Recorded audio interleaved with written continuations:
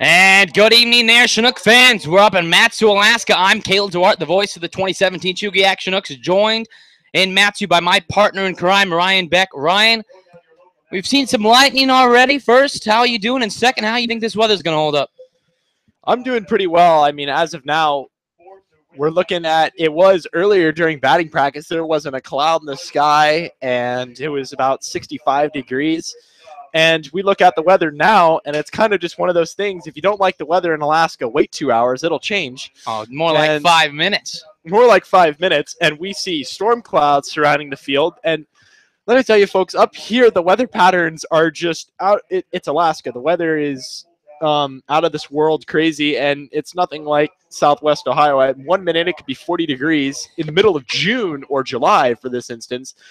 And then another instant, it's 70 degrees. It feels like 90, and there's not a cloud in the sky. But now, in this case, there are thunderstorms, which are not all that common in this part of Alaska, at least. Well, we will see how the weather holds up. On the mound for the Matsu Miners is Andrew Nardi, and if that name sounds familiar, that's because we have seen him 3 times. Nardi from Ventura Community College, a 6'3 left-hander out of Simi Valley, California, has a 2-0 record with a 5.08 ERA in 4 games, 4 of those being started as well.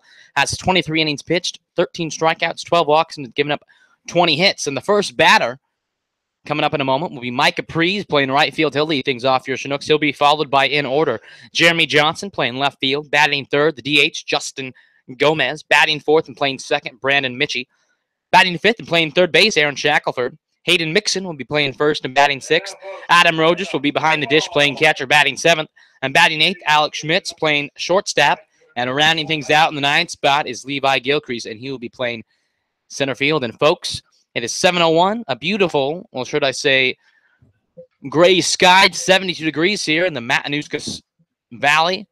And we are ready for baseball. And Andrew Nardi, the left-hander Matsu Miner, with the first pitch. And that one is in there for strike one. And, Ryan, already we're getting a sense of what this strike zone could be. And that's been something, even talking to some of the bullpen guys, some of the pitchers, it's been hard sometimes for these starters to really get a grasp because all these umpires are so different. As Preece chops that out to Austin Dennis at short. Dennis throws over to Benefield at first, and Preece able to beat that thing out, and the Chinooks have a leadoff base runner. And excellent bait. He just heads up base running. He got on his toes there, and and at least in the track world, we call it not running with the emergency brake on, and just getting on your toes right there and being able to dig it out, and call it an infield single. It's beautiful. Well, Preece, one of the more productive leadoff hitters we've seen, gets on base for a leadoff hit there on the second pitch of the game. Now Jeremy Johnson, who I think is arguably Ryan's favorite player to watch this season. Arguably. Last night's player of the game came out, is on a really good hot streak. Now bats with a runner on first and nobody out here in the top half of the first. Jeremy Johnson out of Auburn University hitting .303, finally cracked that over 300 batting average, and he'll look to extend that in this game as Nardi misses up high ball one. Johnson is actually on a little bit of a 6-game hit streak. The last 2 nights have gone 2 for 4. Last night in a 5-3 win over the Pilots, Johnson went 2 for 4 and 1 RBI. And he has a 1-0 pitch awaiting him from Nardi on the mound. And Nardi throws, and Johnson rips that down to right and foul. The Miners come into this game, and Ryan, you're probably used to seeing them at the top of the scoreboard with a 17-8 record, good for first place in the Alaska Baseball League. And your Chinooks come in with a competitive 10-14 third place. Ryan, is that something we're used to? I mean, we're kind of getting to that crunch time point. Have you seen in your history, is this kind of the point where you see a team kind of make their dominance known? Yeah, you're definitely going to see a team make some dominance known. And the Miners have a very good track record of doing that. But that isn't to say that you can have a great record going into the playoffs, but in the end, you still have to play a tournament. That's true. You still have to perform during that tournament. So you could go in undefeated and still lose to the number 4 team, which is how the playoffs are going to work this year. I mean, 1 plays 4, 2 versus 3, and then the championship game. But in this instance, I mean, the Miners could go on and play the Pilots, and the Pilots could win. I mean, we saw that the other day where the Pilots were able to shut out the Miners. 8-0. It's very possible. Anyone can beat anyone in this league. It just matters who has their stuff that day. That one up high, ends up high for a high strike. Now Johnson has to protect with a 1-2 strike. And that ball looked like it was at the letters, which for the Chinooks today are wearing their camo jerseys. That's pretty high up the chest. That's not the lower written letters like the red and blue jerseys you typically see. And Nardi throws back over to first to Mike Capri's. Well, that kind of goes back to the point that we've made in several past games. It's been, in the beginning of the season, we talked about it frequently, but it seems like every day we're talking about the interesting strike zone the umpires have, and we'll keep an eye on that. The 1-2 pitch from Nardi. Mike Capri's on first. Nobody out here, top of the first. And Nardi looks over and throws. And did Johnson go to the appeal? Down to first, and they say he did not. So now we'll have an even count of 2-2. On deck is Justin Gomez, the 6-foot DH from Azusa Pacific. And he'll look to hit here with 2 runners on, and we'll see what Johnson can do here. 2-2 pitch coming from Nardi on the hill. Looks over to Prees at first and throws to Johnson. Never mind, throws over to first. And just gets in there as Prees and Benefield over there at first. Just missed the tag. And Ryan, I was getting ready to say the pitch was coming. That is a deceiving move out there. It is extremely deceptive. And for a left-handed pitcher, if your pick move's deceptive, you are in business. Wouldn't be surprised if we saw it again. And there it is. As Prees slides back in safely. Well, that's so critical. If you're a left-handed pitcher, you can get inside the runner's heads. You can put, in baseball, a second difference can make or break a play. Well, not even a second, even a half a second. A microsecond. Any kind of pause as Johnson taps that out to Dennis at short. Dennis fields and can't throw to second, but throws over to first. And Johnson is called out. Prees does advance to second base, so not a totally loss of an out there as Johnson does the job at least to get the runner to second and in scoring position with 1 away. And now Justin Gomez, the Chinook DH, to the plate, batting with Mike Capri's on second. Gomez comes into this game hitting .247 with 5 doubles and a triple. 1 for 4 last night against the Pilots. Came across a score 1 time. And he'll look to add to his RBI total here with Prees standing over at second. And now Prees on the base pass might have a little bit more freedom because throwing over to first for a left-hander is one thing, but throwing to second is not as unusual to see as that one goes up high and makes Justin Gomez dance out of the batter's box there. A little bit of chin music there. I wonder if that's a statement from Nardi or maybe just a pitch that got away from him a little bit.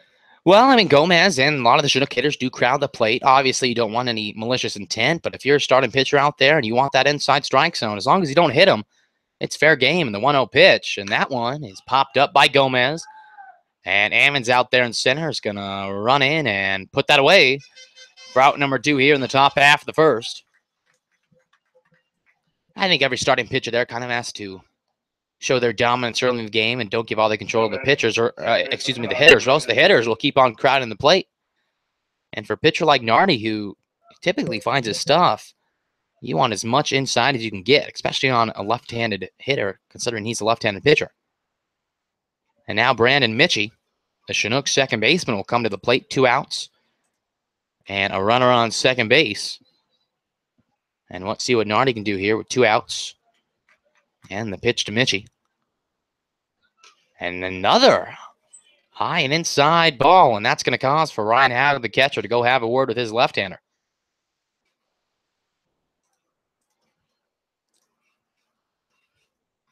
Mitchie comes into this game hitting .253, 3 doubles, a triple, and 2 home runs. And that's good for 15 RBIs. Went 1 for 4 last night with a RBI double. That gave the Chinooks a lot of momentum in that 5-3 win over the Pilots. So he'll look to make that 16 RBIs here if he can get a good ball to swing at. But right now, Nardi just has to calm down and find the strike zone here. 1-0 count to the second baseman. Mike Capri's takes the lead on second, top of the first here in this minor Chinook game. And the pitch. Ooh, and that comes inside, and that's going to sting. That's going to get Mitchie on the elbow there. And now the Chinooks are going to have runners on first and second. That one's might leave some seam marks. And another left-handed hitter. And if I'm Aaron Shackelford, I'd be just a little bit nervous here. That's what I was going to say. Mitchie just got hit, and that was after a high inside pitch to his head, and then Gomez had to back out of 1-2.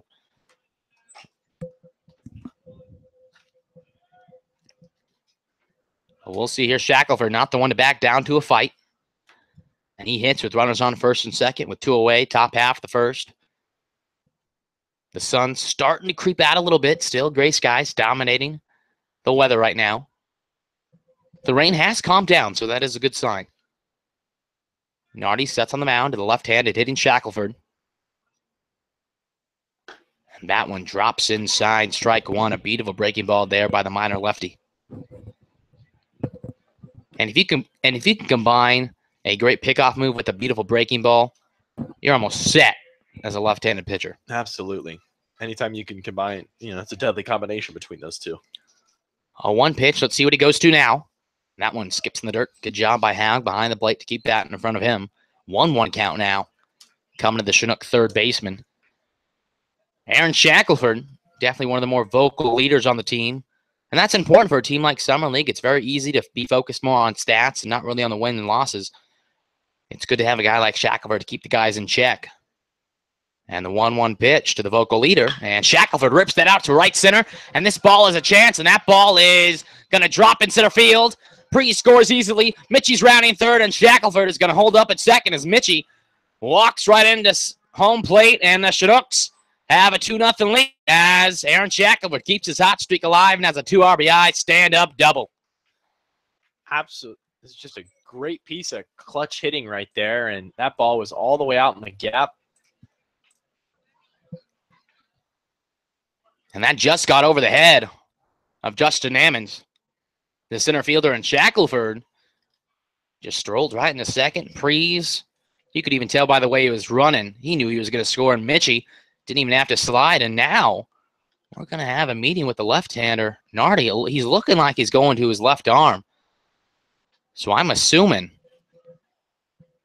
an arm injury here. We hope the best for Nardi. Obviously, we want the Chinooks to win, but we never want to lose a starting pitcher to an injury, no matter what jersey he has on. And so I would assume this is going to be it. I mean, especially because it's his pitching arm. I doubt Ben Taylor and the minor staff. I want him continuing here. And as I say that, it looks like a Miners pitcher might be going down and warming up. We'll keep an eye on that. Again, 2-0 lead for the Chinooks. And the early top half of the first after Aaron Shackelford belted a double out to deep right center. And that was all the way to center field, and that's not easy to do. Especially at this park. It's such a drastic angle going from left center to right center that it makes it one of the deeper ballparks just with those angles. I mean, it's only 390 to center field, but because of that angle, it makes it seem, it gives off the appearance that it's a very deep park. Well, even in batting practice, I mean, it's not a frequent occurrence to see balls leave the park.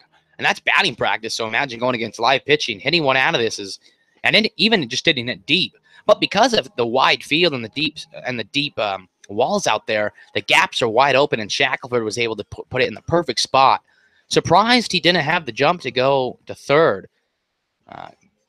Obviously, hindsight's 20/20.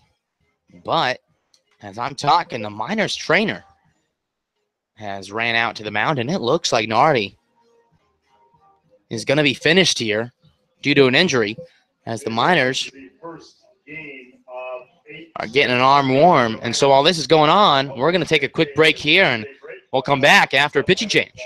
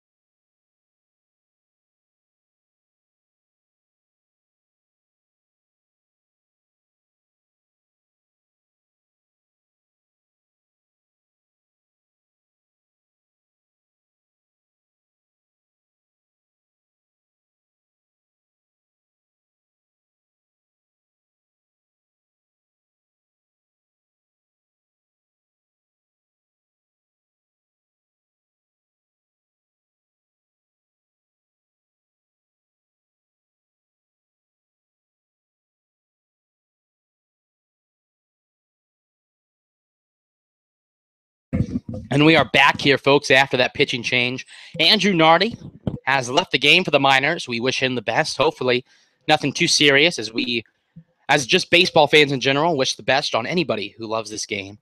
On the mound, though, to replace him is his fellow left-handed Miner teammate Nolan Monaghan from Feather River College from Wasilla, Alaska. He comes into this game with a 1-1 record, a 2.79 ERA. In 5 games, 9 and 2/3 innings pitched, as a big swing and a miss by Hayden Mixon at the plate.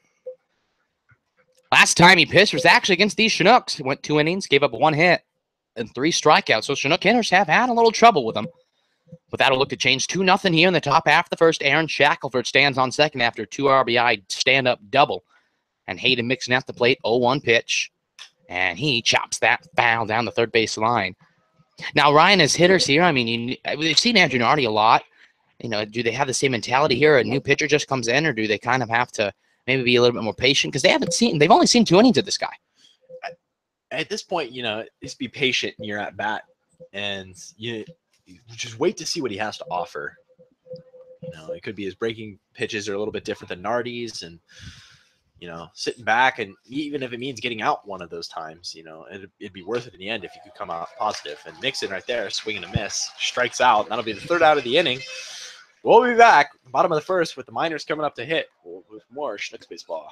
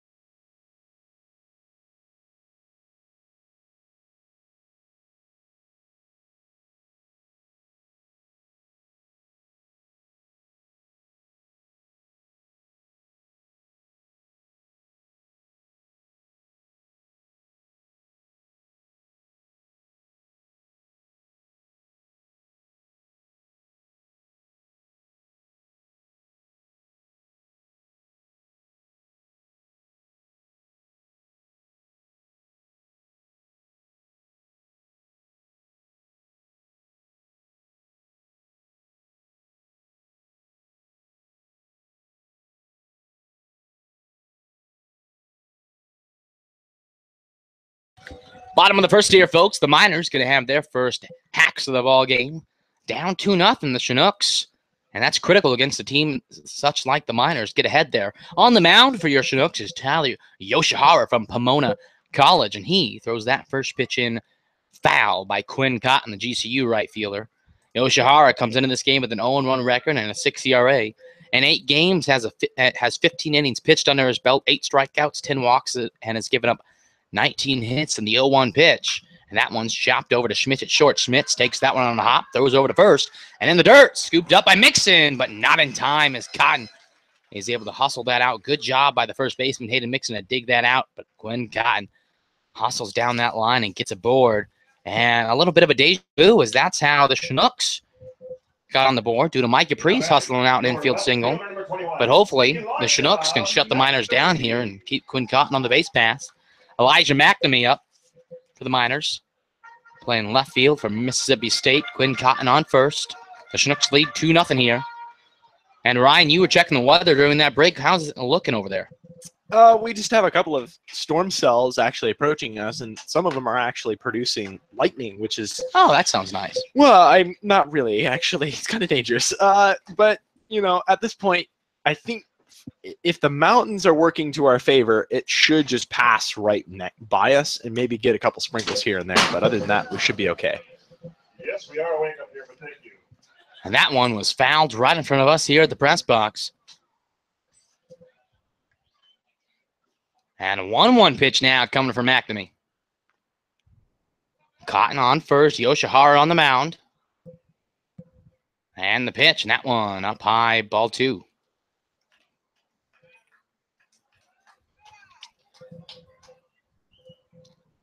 Two 2-1 pitch now coming from the Chinook right-hander. Down low, ball 3. 3-1 count to McNamee at the plate. Quinn Cotton on first, 2-0 lead here for the Chinooks. Bottom half of the first inning. Yoshihara sets on the mound. Up high, and that's going to be a walk. And now the Miners, with a lineup as dangerous as you can have here in this league, have runners on at first and second, and nobody out. And Justin Ammons, the speedster center fielder from the University of Tennessee, comes to the plate. Ammons comes into this game hitting .333 in 84 plate appearances, has 28 hits, 3 doubles, 1 triple, and a homer. And if you're the Chinooks, you'll take a double play, even if that means letting a runner go to third here. And Yoshihara, the pitcher, will be looking for a ground ball here. Let's see what he throws. Adam Rojas behind the plate, giving him the sides. And the first pitch to Ammons. And Ammons fouls that away for strike 1. In the field tonight for your Chinooks, catching and behind the dish tonight, Adam Rojas. At first, we have Hayden Mixon. The middle infield, second base, Brandon Mitchie. Shortstop, Alex Schmitz. Playing the hot corner, third base is Aaron Shackelford. And from left to right, we have Jeremy Johnson, Levi Gilcrease, and Mike Capriz in right field. And like I said, on the mound, and right now with runners on first and second, nobody out, is Tyler Yoshihara. And the 0-1 pitch coming from Yoshihara. And that one's fouled again by Ammons. Good for strike 2. The DH, Andy Thomas, for the Miners on deck, as most likely he'll hit, but with how many outs is yet to be seen here. As Yoshihara looks to K up Ammons, has him in an 0-2 hole. Runners on first and second, nobody out, bottom of the first. Yoshihara in the stretch, gets the side from Rojas and sets on the mound. And that one's roped to Mixon. Mixon, a good play, throws over to second. Gets the runner on second and throw back to first. Safe. What a play by Mixon, and what a dangerous attempt to go over to second. But they get the runner at second. Cotton does go from second to third. Ryan, first off, what a play by Mixon over at first, and a tough hop, but the throw to second. It was a good show of athleticism there. A little unfortunate he couldn't come up with the double play, but still the opportunity to get it if they can get Thomas here to roll over one. Andy Thomas, the catcher, playing DH tonight from Baylor University, hitting from the left side. Hits .317 in 60 plate appearances, so he's been hitting the ball well. Quinn Cotton on third. Justin Ammons on first, so good speed on the base pass for the Miners with one away. And Andy Thomas, a swing and a miss for strike 1.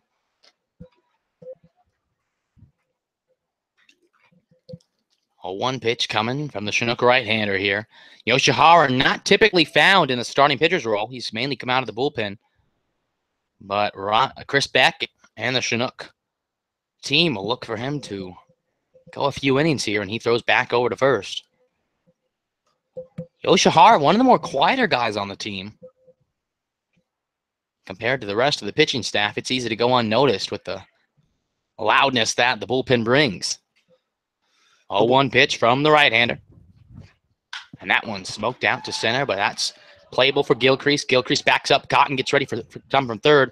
And Gilcrease not even going to throw home. Good play there, as Cotton arguably would have scored. The Miners do get up a run, as Gilcrease chooses to not throw home, as that would have allowed Ammons to go from first to second. So good play out there by Gilcrease, and this game is now 2-1, still in favor of your Chinooks. No batting for your Miners. And outfield back up here has Blake Benefield.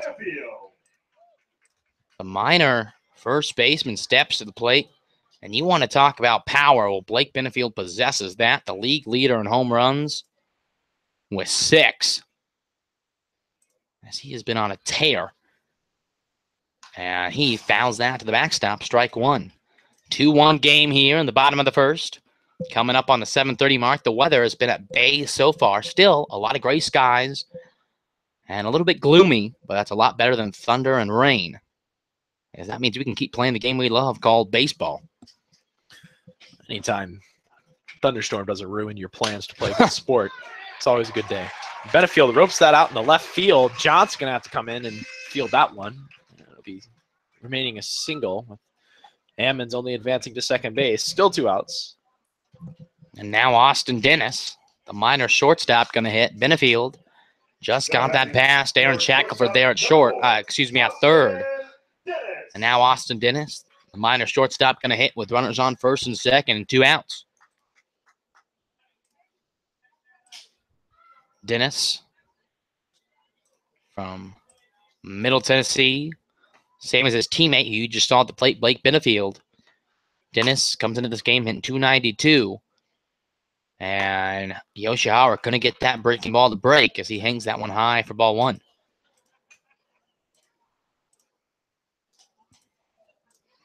One-zero pitch coming from the Pomona right fielder, or should I say right-hander, as that one misses for ball 1.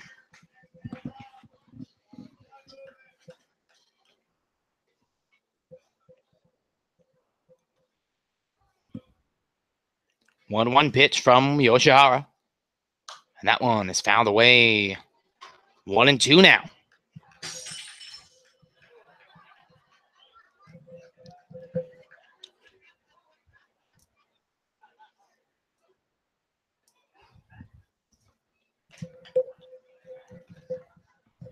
One-two pitch from Yoshihara. Outside, ball 2.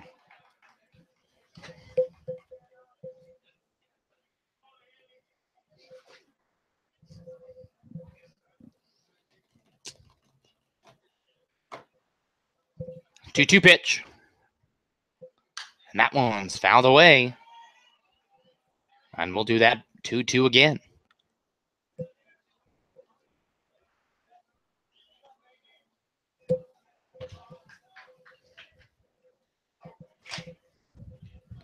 Full count, actually. I missed a ball there on that at bat here. 3-2 pitch coming from Yoshihara. And that one's chopped to Mixon at first. Mixon fields that and has to hustle the base, but steps on it. And that is out number 3. The Miners tack on 1, but the Chinooks have a 2-1 lead as we head to the top of the second. We'll be back.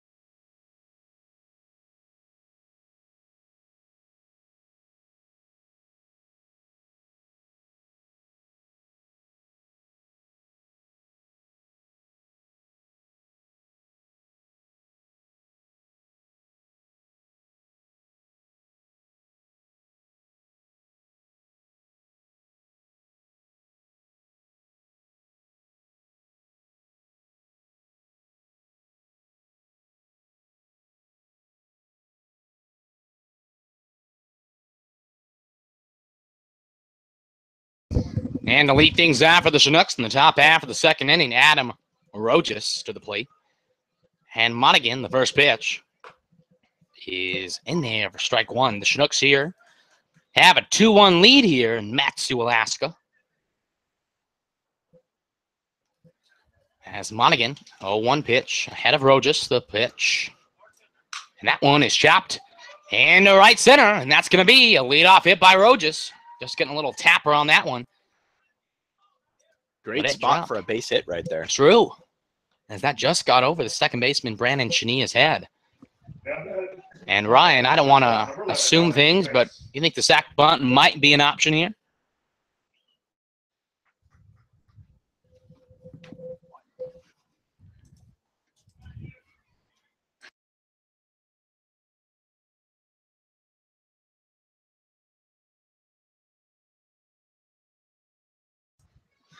Yeah, a sac bunt right here could definitely be an option. But instead, Schmitz is going to be swinging, sends that out of play for strike one. Schmitz playing shortstop tonight from Oral Roberts University. He's from the right side and throws from the right as well. And Nolan Monaghan, left hand on the mound, sets and throws, and that breaking ball just hangs high for ball one.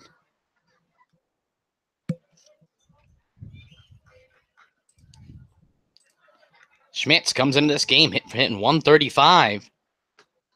And so he's hoping to get a groove here in the batter's box as Monaghan throws over to first.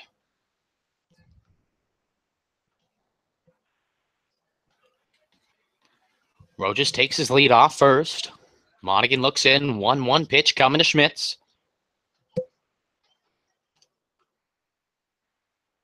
That one down low. Gets away from Haug, but not that much for Rojas to do anything. 2-1 pitch coming to Alex Schmitz at the plate. A Tulsa, Oklahoma native.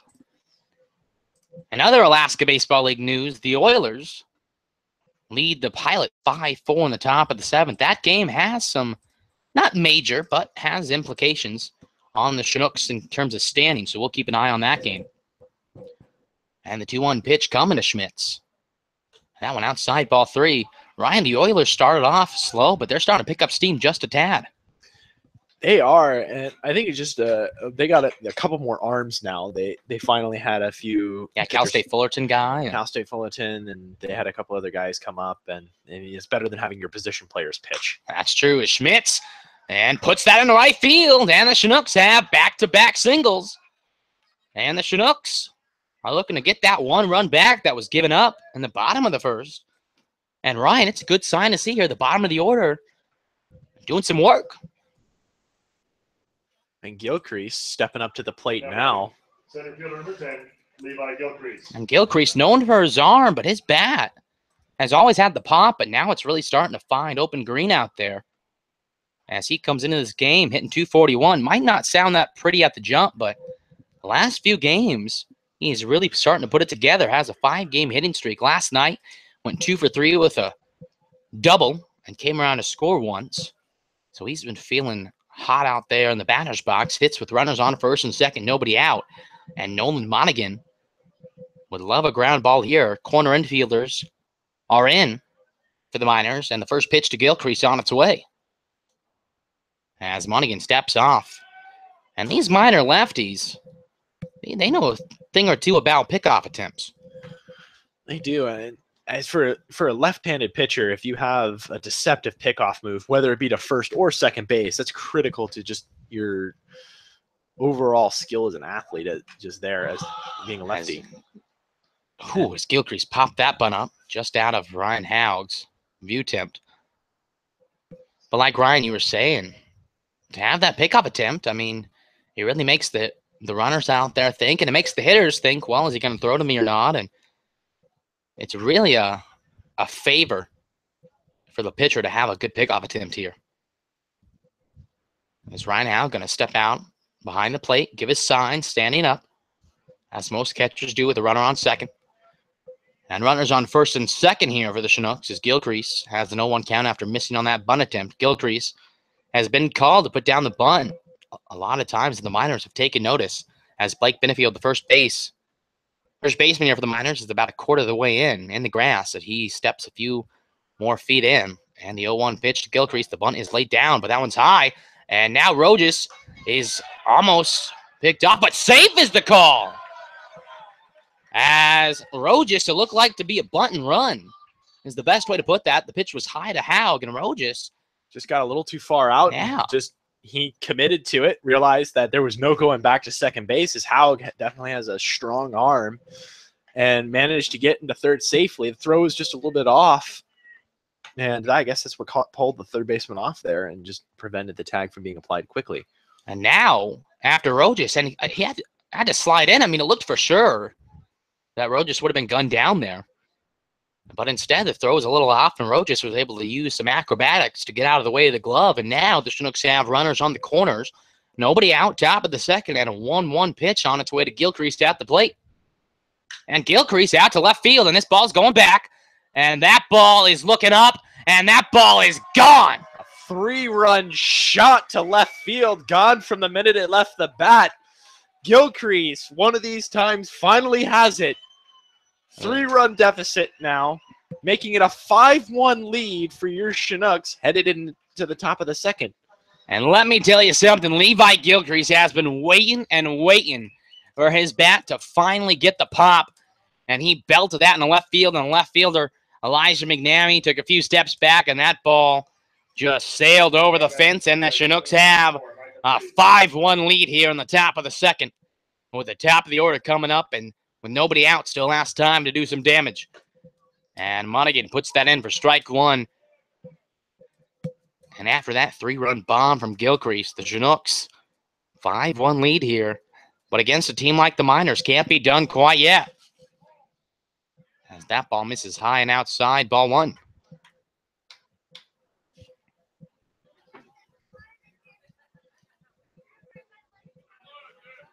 One pitch. And Breeze takes that low ball 2.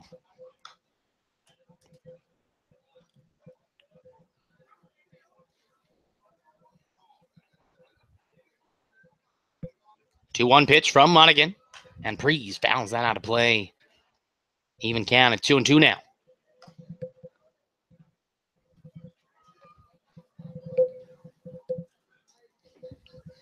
Monaghan on the mound. 2-2 pitch coming from the left-hander.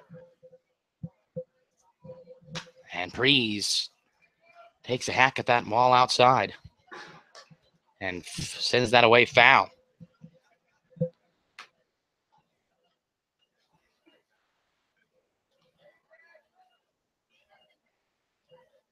The 2-2 pitch. And Breeze, staying alive here, sends that one out of play as well.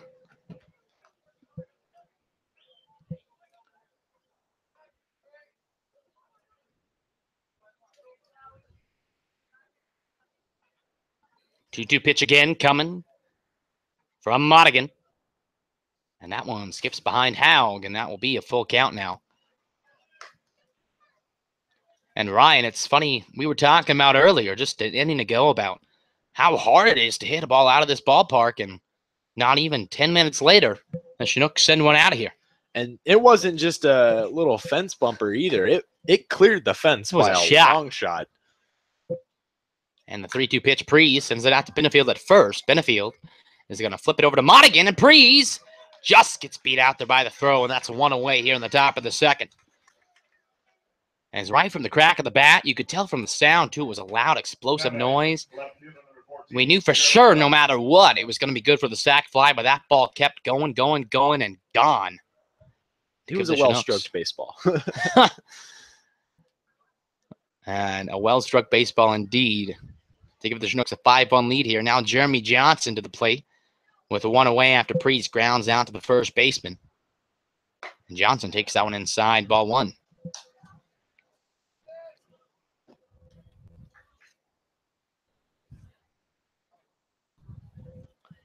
1-0 pitch.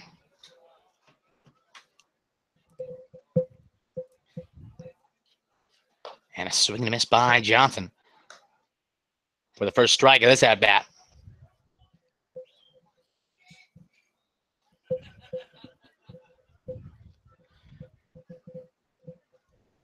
Monaghan on the mound, 1-1 pitch. Inside high, ball two. And Johnson, in his first at-bat, had a very high strike call. Ever since then, the umpire strike zone has come down a few inches. So we'll see if that pace continues. 2-1 pitch from the Miners left-hander.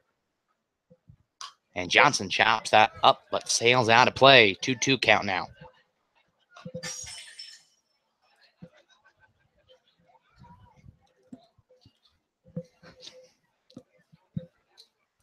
As Johnson steps back in the plate, awaiting a 2-2 pitch from Noah Monaghan.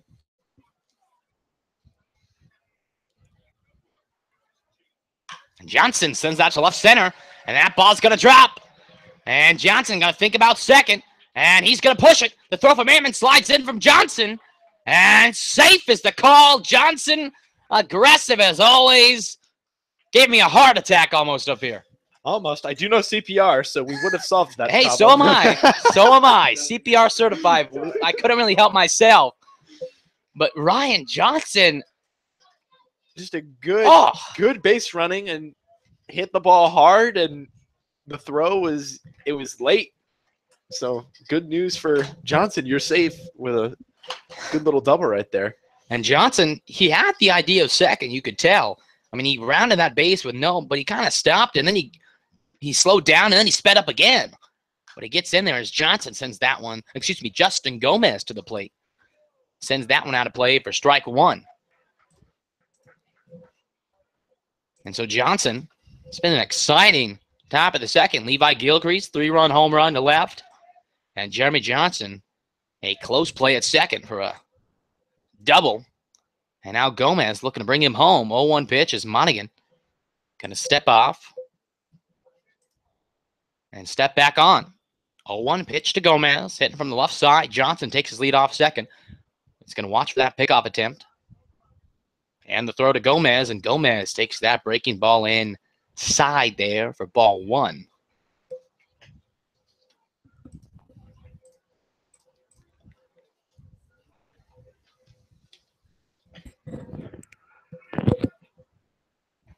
One pitch on its way to the Chinook DH. And Johnson is going to keep his lead at second after Monaghan puts that breaking ball in for strike two. Gomez, again, just exemplifying his patient style of hitting here. Breaking ball is definitely in a good spot. Just waited to see if he'd get the next pitch he wants. And we'll see here if that pitch is indeed on its way. And now, no, it's not, as that ball's inside and low, 2-2. Gomez is definitely an exciting player to watch out there, because when he gets a hold of one, it's the same as the on-deck guy, Brandon Mitchell. When he gets a hold of one, it goes. It does. 2-2 pitch now coming from Nolan Monaghan. Jeremy Johnson on second. 5-1 lead here for the Chinooks. And the pitch, and that one is on the outside corner for strike three. Justin Gomez not agreeing with that call, and I have to agree with the Chinook there. An awfully generous strike call there given by the home plate umpire. It appeared to be more in the right-handed batter's box than over the plate, at least from up here. That might have hit a right-hander. If they were close enough, yeah. That might have been a dramatic. But now 2 outs now with a runner on second for Brandon Mitchie, and also a left-handed hitter going up against the lefty, and Mitchie takes that breaking ball in for strike one. And Ryan, we've preached out here a lot of times, even though the calls might be bad, the pitchers and hitters both say, just be consistent. That's all you ask. So then it gives the pitchers and hitters something to go off of. Always. The consistency is always key. And if an umpire is not consistent, it slows the game down. You're going to have frustrated players, frustrated coaches. That's why they lead to ejections. And frustrated fans might be even the worst thing.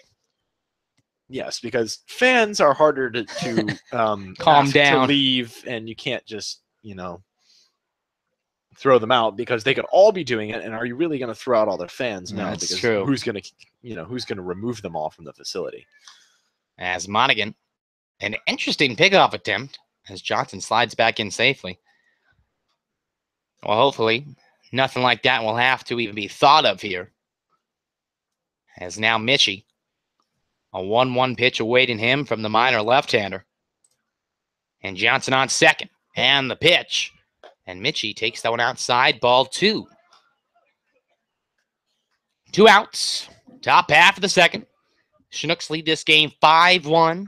Levi Gilcrease belted a 3-run homer to left field to give the Chinooks that 5-1 lead. Jeremy Johnson at second. Brandon Mitchie in the batter's box here with the 2-1 pitch coming from Nolan Monaghan on the mound. And Mitchie takes that one low for ball 3. Mitchie, a lot like Gomez, not afraid. Now, he is aggressive, but he's also not afraid to be picky out there in the batter's box, which for a pitcher can be a little annoying, but for a hitter, to have that patience and be picky out there and just get a hold of a pitch. When you get a hold of one, is well worth the wait. And Mitchie going to take that one in for strike 2. Another questionable call there, according to the Chinook hitter. Did not agree with that call, but now we have a full count of 3-2. As Monaghan, after being a little shooken up here, is 1 strike away from getting out of this. 3-2 pitch, 2 out, stop half of the second. And Mitchie hits that out to Chinay at second, throws over to first. And that's going to do it here in the early half of the second inning. The Chinooks send one bye-bye, baby, after Levi Gilcrease gets a 3-run jack to left field. We head to the bottom of the second. Your Chugiak Chinooks lead 5-1 against the Matsu Miners. We'll be back.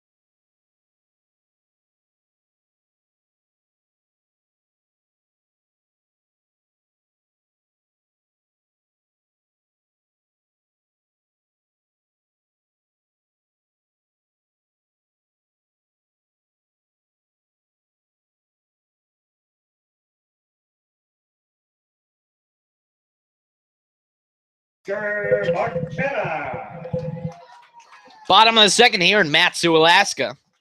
5-1 lead for your Chinooks with Tyler Yoshihara back on the hill and Oscar Marchena in the batter's box here for the Miners. And Yoshihara down low and inside for ball 1. Oscar Marchena, the third baseman tonight for the Miners. 1-0 count coming from Yoshihara. Outside, ball 2. Marchena comes into this game in 50 plate appearances, hitting 180 from Miami, Florida. Takes that one low, ball 3.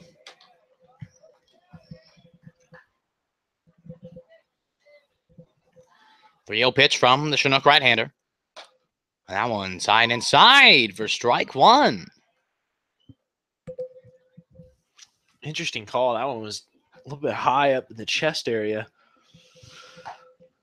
That one also finds the strike zone, 3-2. Well, one thing's for sure, this umpire loves the high stuff. 3-2 pitch from Yoshihara. And that one's fouled out of play here, and we'll do that pitch again.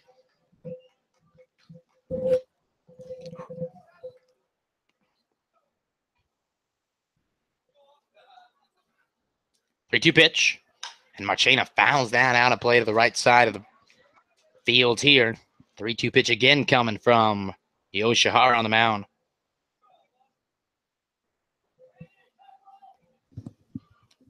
Yoshihara gets Marchena to pop that one up. Gilcrease coming in from center and puts that away for out number 1.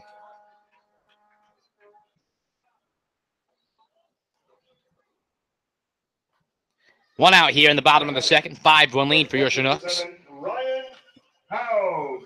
Ryan Haug, the minor catcher, to the plate now with the 1 out and nobody on.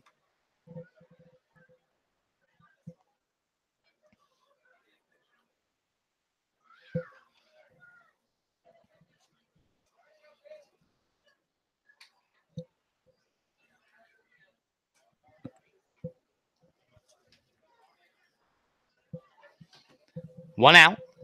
Bottom of the second here. Ryan Haug up to bat. Tyler Yoshihara on the hill. And that one hangs high, ball one.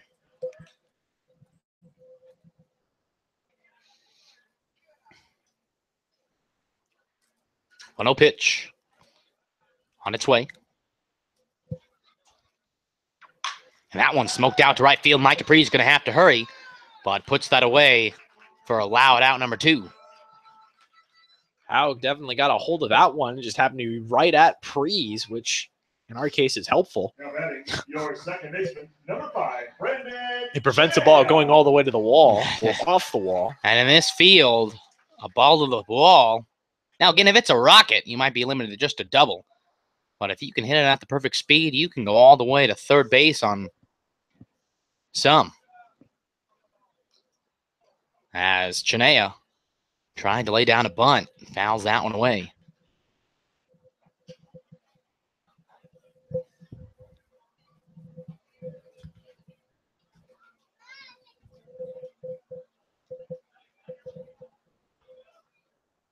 Yoshihara, the 0-1 pitch, and Chinooks hits that to shortstop Alex Schmitz. Schmitz, the throw to first, and Yoshihara has a 1-2-3 inning.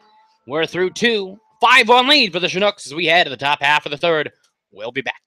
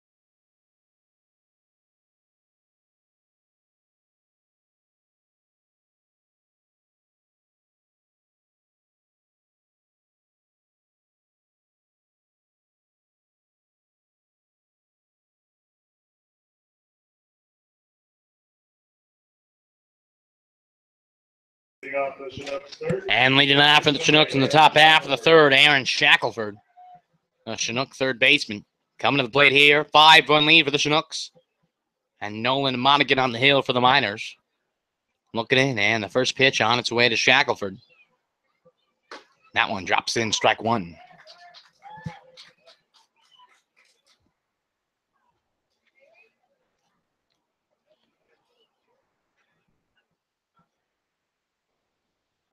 That one outside to even up the count at 1-1. Shackelford belted a 2-run double in the first inning to give the Chinooks a 2-0 lead. Now hits with 1-1 count and did go there as he tried to hung up, but couldn't. And now 1-2 count facing the Masters University hitter. 1-2 pitch from Monaghan. And Shackelford hits that out to left field. McNamee out there gives chase. Going to have to hurry, but can't get to that one. And Shackelford will have another chance here at the plate.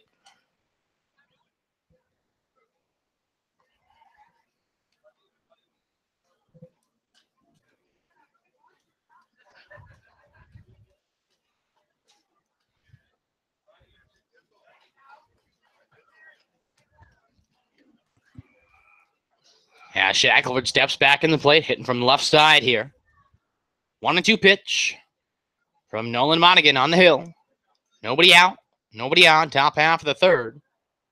And Shackelford laces that in the center. And for the third consecutive inning, the Chinooks have a leadoff hitter. Now batting first baseman. As the first baseman, Hayden Mixon, stepping to the plate with a runner on first and nobody out. The Chinooks, 7 hits here through just 2 innings.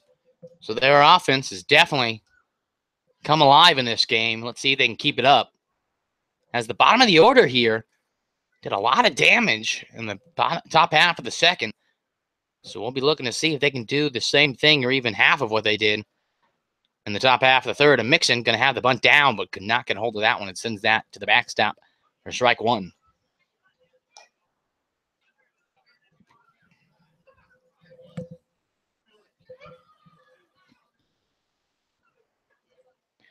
Aaron Shackelford on first after a leadoff single. Hayden Mixon at the plate. Nolan Monaghan on the hill. The Miners in double play format. And the 0-1 pitch to Mixon as Monaghan throws over to first to keep Shackelford honest over there. The infield will be unnoticed after Mixon laid down the bunt, could not make contact. But nonetheless, the infield will be ready to pounce just in case. Monaghan sets the 0-1 pitch. And Mixon a swing and a miss, strike 2.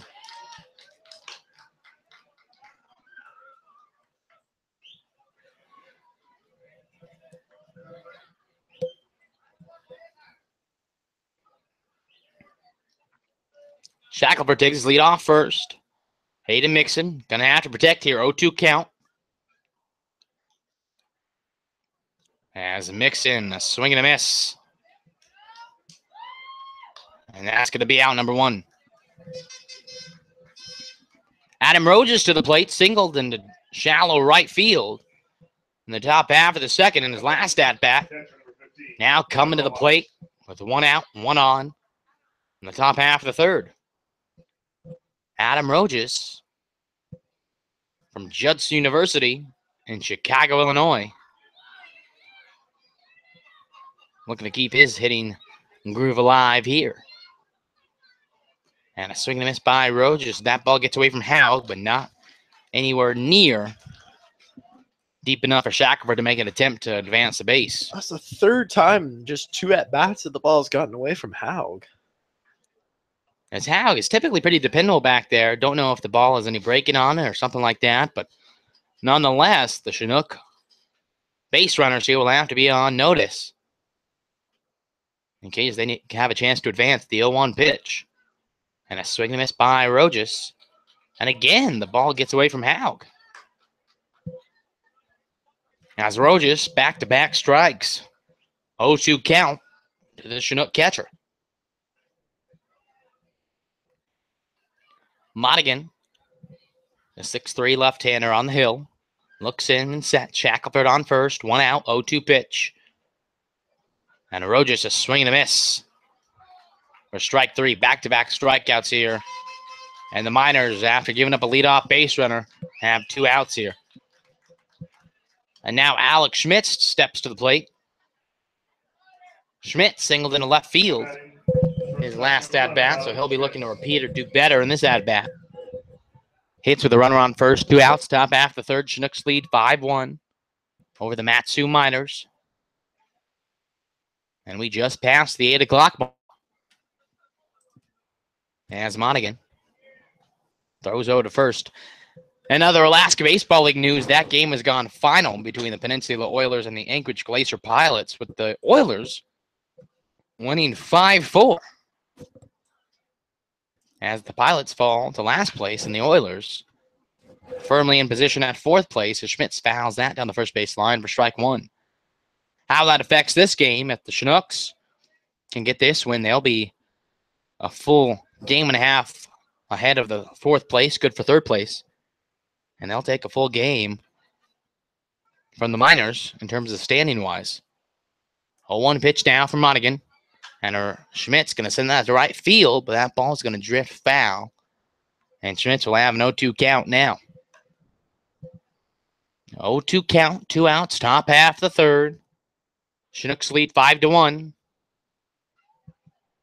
And Nolan Monaghan, who came in for the injured Andrew Nardi. In the top half of the first, as Shackelford has to hurry back into first. He just gets ahead of the tag there. As Schmidt steps back in, 0-2 pitch on its way.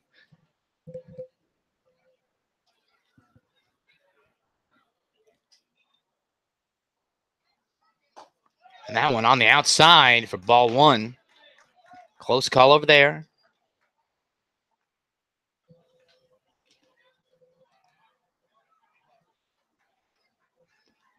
Monaghan, the 1-2 count now.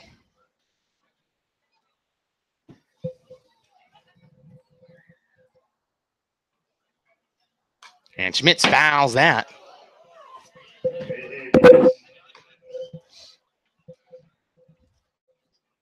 And once again, we'll do that 1-2 pitch.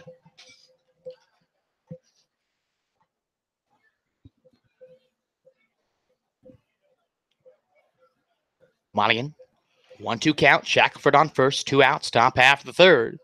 And a swing and a miss by Schmitz as Howe throws down to first. And that is the third out of this inning. We head to the bottom of the third. Your Chinooks lead 5-1.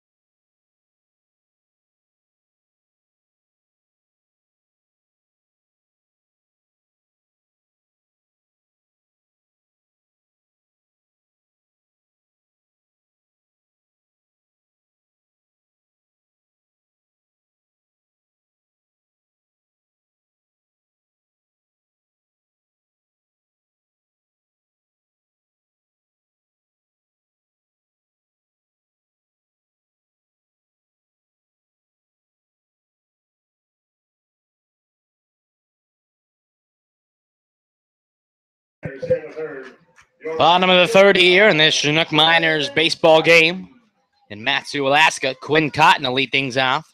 Chinooks have a lead of 5-1. And Quinn Cotton, the minor right fielder, the first at bat here for the Miners. As he has the bunt down, pulled back, and takes that one inside for strike one.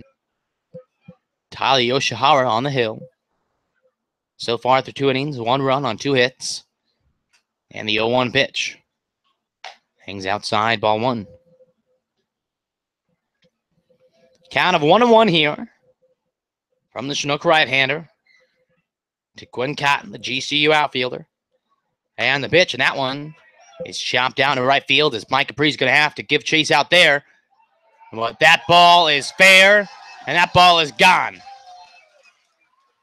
As Quinn Cotton sends an opposite field ball to deep right field all the way to the foul pole. And that one just stays a hair foul. And the Miners now tack on another run. And the Chinooks lead 5-2. As Quinn Cotton, one of the hotter hitters in this league, keeps that streak alive with an opposite field home run. Elijah McNamee on after that solo shot by Quinn Cotton. 5-2 lead here, still in favor of the Chinooks. And McNamee sends the out to left field as Gilcrease puts that away out in center field for out number 1. Justin Ammons now to the plate for the Miners with 1 out, nobody on. And after that solo shot by Quinn Cotton to lead things off in this inning, the Chinooks have a 5-2 lead.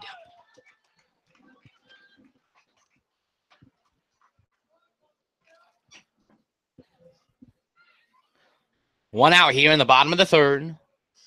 Tyler Yoshihara on the hill. Justin Ammons at the plate, hitting from the left side. One out pitch. And Ammons, first pitch swinging, sends down to left field. And Johnson going to call that off and put that away for out number 2.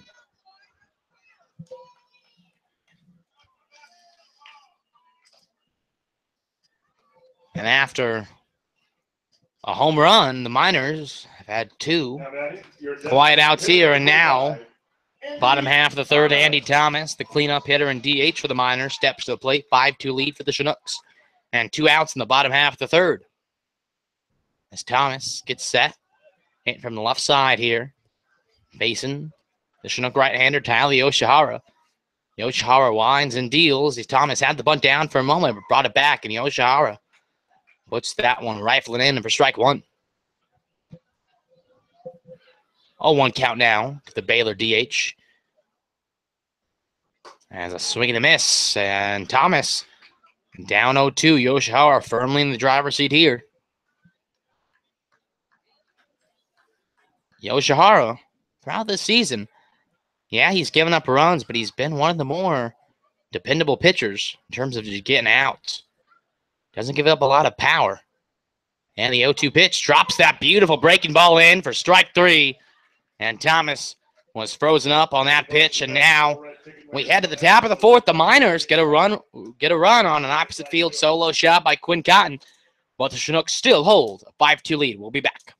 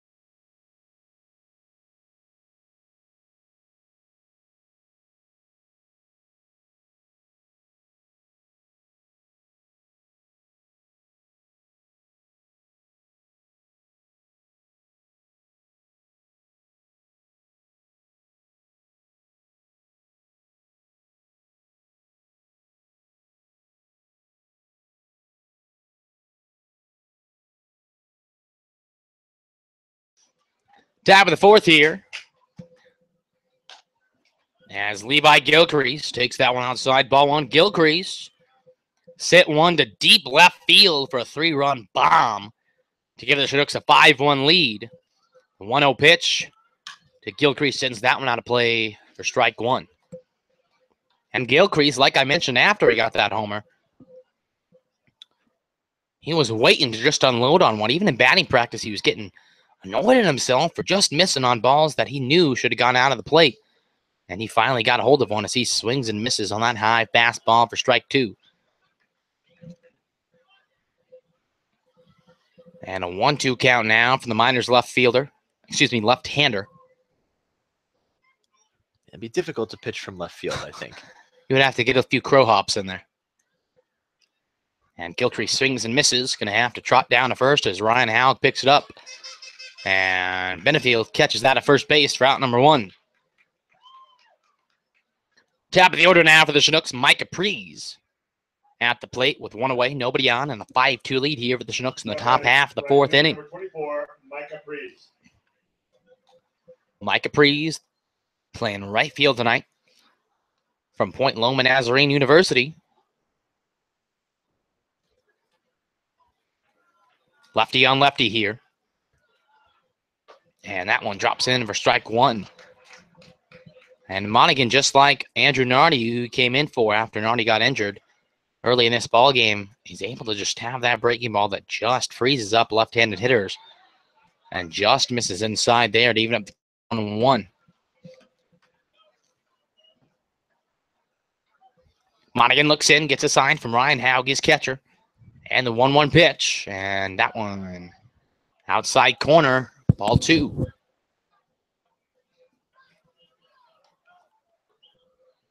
Two 1 pitch to Mike Capriz at the plate, hitting from the left side here.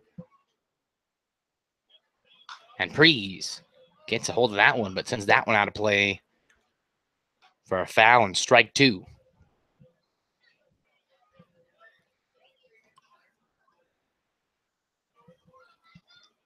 Mike Capriz awaiting a 2 pitch from Monaghan. And Prees just gets a hold of that one, sends that to the backstop. Mike Capriz keeping this at-bat alive as he always almost does. 2-2 pitch again. And Prees again battling up there. Sends that one foul. Prees is doing his best to just get this pitch count up, find the pitch he likes, staying on top of it. Doing the job of a good leadoff hitter. I see hits here with 1 out, nobody on in the top half of the 4th. 2-2 pitch for the 4th time. And Prees chops that out to first to Benefield. Benefield going to field that himself and step on the base. And that is 2 outs here in the top of the 4th for Jeremy Johnson, the Auburn outfielder playing left field tonight for your Chinooks. Johnson, one of the more exciting players to watch as he always makes something happen. And his last at-bat was able to hustle out a double after it looked like he was going to stop at first, but he kept on trucking along and just made it before the throw did. He hits here with nobody on and 2 outs in the top half of the 4th. And Johnson takes that one high for ball 1.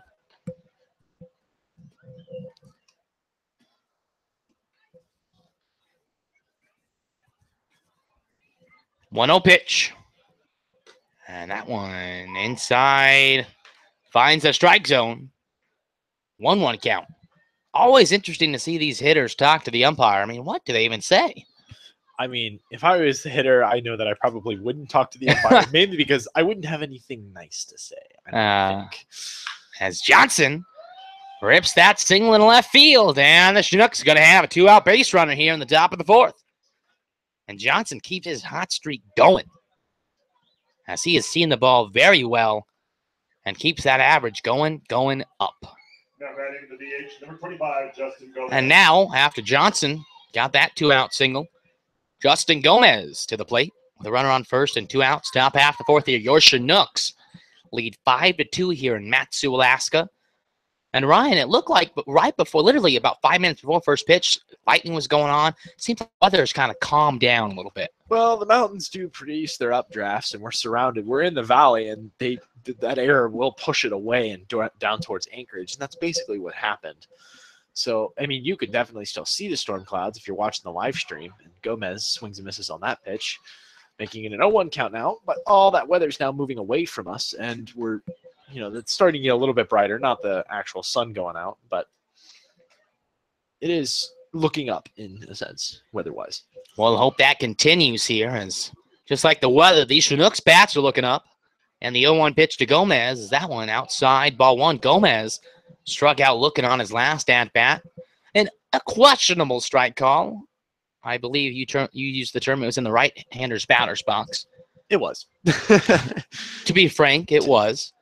In a very blunt way, it was in the other batter's box. A 1-1 pitch, and Gomez just gets a hold of that one, but taps that one foul for strike 2. Gomez, being one of the more patient, has struck out looking a few times, not because it was a bad pitch to take. It was just right on the corner, and the umpire, give or take who it is behind home plate, rings him up sometimes, but Gomez now will have to protect to avoid that.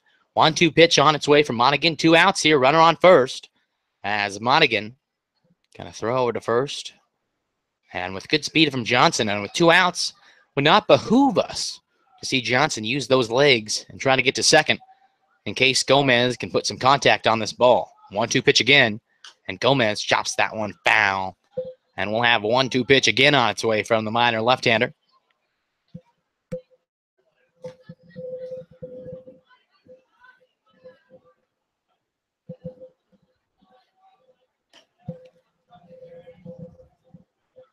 And it looks like there the second base umpire was calling for a ball exchange there. I think something suspicious going on, or at least the ball needed to be inspected. So now that's been switched. And now we're awaiting the 1-2 pitch. Justin Gomez in there. Jeremy Johnson on first.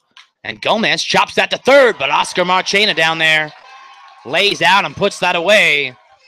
And we head to the bottom of the fourth. The Chinooks lead 5-2, and we come back. We have more Chinook baseball.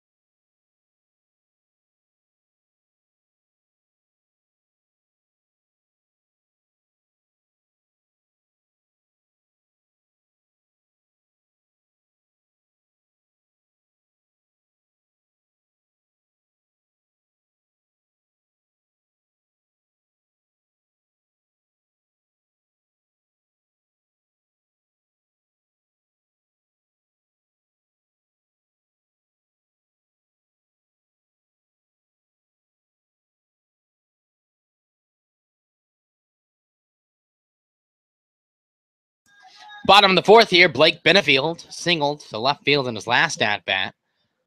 And checks his swing. Did he hold up? Yes, he did. And that's ball number 1. Blake Benefield, one of the most powerful hitters in this league with 6 homers.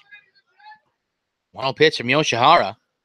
And Benefield ropes that to Schmitz at short. And Schmitz, great eyes, track that one. And that is out number 1 here in the bottom half of the fourth. And that ball was smoked to Schmitz. Schmitz just made it look easy and was managed to put a glove on it.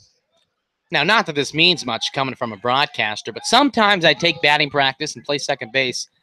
Those guys, those hits come in so powerful. Well, it just gives you respect for having cat-like reflexes. It gives you a lot of respect for those infielders that have to. I mean, especially playing third base as Yoshihara misses down low ball 1. I mean, those rockets, they just come off the bat, 100 miles an hour plus. A lot of respect out there for baseball players. As Yoshihara skips that in the dirt for ball 2.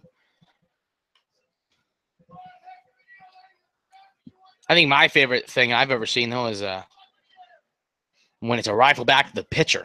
Those are exciting to watch as Yoshihara misses up high ball 3.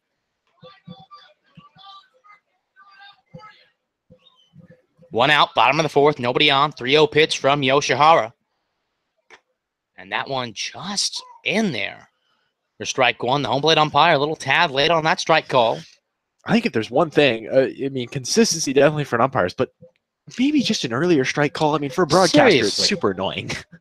As that one is sent into foul territory, hit and mix in the first baseman gave chase, but to no avail as that ball was sent out of play. 3-2 pitch. Well, this umpire's done it a few times. Not that we get angry at all. Not that whatsoever. However, they take a few times, and I think the fans would appreciate it the most. 3-2 pitch, full count. Yoshihara winds and throws, and that one is chopped right to us. Thank goodness for fences. Fences are a helpful invention here. As there's a reason we're in the booth. Ryan does track and I do theater. Not a good combo for baseball.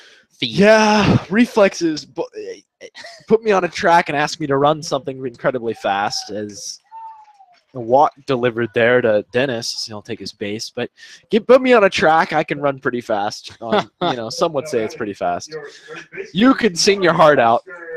Give me a stage and I'll If you perform. throw something at us at a high velocity, chances are we're just going to try and duck. Yep. As Oscar Marchena, who made a great play out over there at third base in the top half of the fourth, steps to the plate in there for strike one. It's Yoshihara's first pitch to the minor third baseman. Runner on first after Dennis got on with a walk. Tyler Yoshihara, 3 1/3 innings so far. 3 hits, 2 runs. Oscar Marchena at the plate. Yoshihara throws over to first. Nothing going on. Marchena gets his signs from his head coach down there at third base. 1-0 pitch on its way from the Chinook right-hander.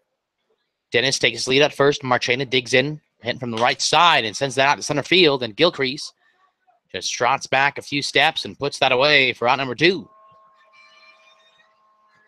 Yoshihara, his first start of the season. Knock on wood.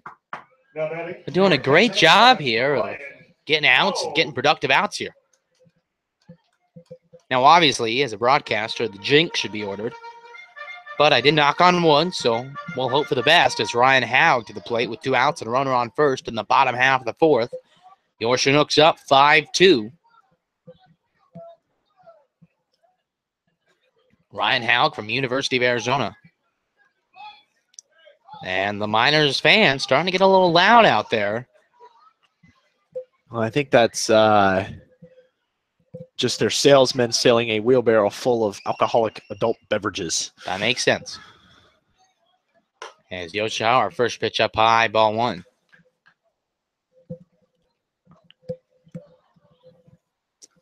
Dennis on first. Haug at the plate. Yoshihara on the mound. 5-2 lead for the Chinooks. Bottom of the fourth, 1-0 count with 2 away. And that one's chopped foul. As Pre's going to go into foul territory and put that away. For out number 3, and we're through 4. Yoshihara doing well on the mound. We head to the top of the 5th. Your Chinooks lead 5-2. We'll be back in just a moment.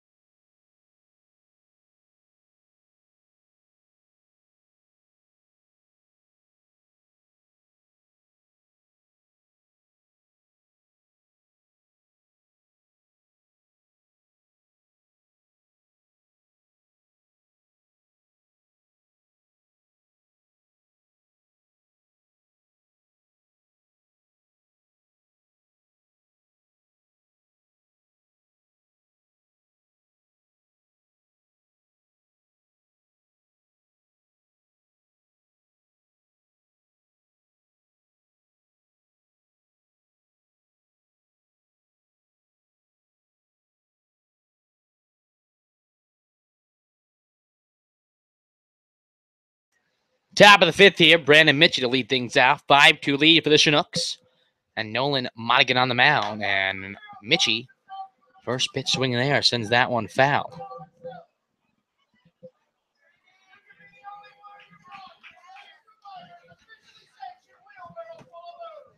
A one pitch for Mitchie as he's hearing from the minors that there is a wheelbarrow full of booze to purchase from. As it is one heck of a deal, apparently. I mean, I don't think I could legally participate, but the wheelbarrow sounds nice. I could use the wheelbarrow. I do mulch quite a bit. I can't agree, but then again, I'll take the wheelbarrow over a beer as Monaghan puts that one in for strike 2, 1-2 count.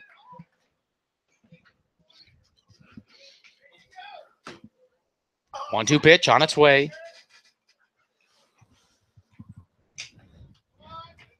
As Mitchie swings and misses there, and that's at out number 1 for the left-hander Monaghan. Now, an inning or two ago, I talked about how the Oilers beat the Pilots. That was actually game 1 of a doubleheader. So the Oilers and Pilots have started the second game of that 2-game doubleheader. They're on the top of the second, tied at 0. So we'll keep you updated on that game, as them playing 2 games could have a good of – it will definitely have an effect in terms of standings for the Chinooks. So we'll keep an eye on that as Monaghan misses outside to Shackelford. Shackelford 2 for 2 in this game, the double and a single. He's halfway to the cycle, folks. 1-0 pitch. And big swing and a miss by Shackelford for strike 1.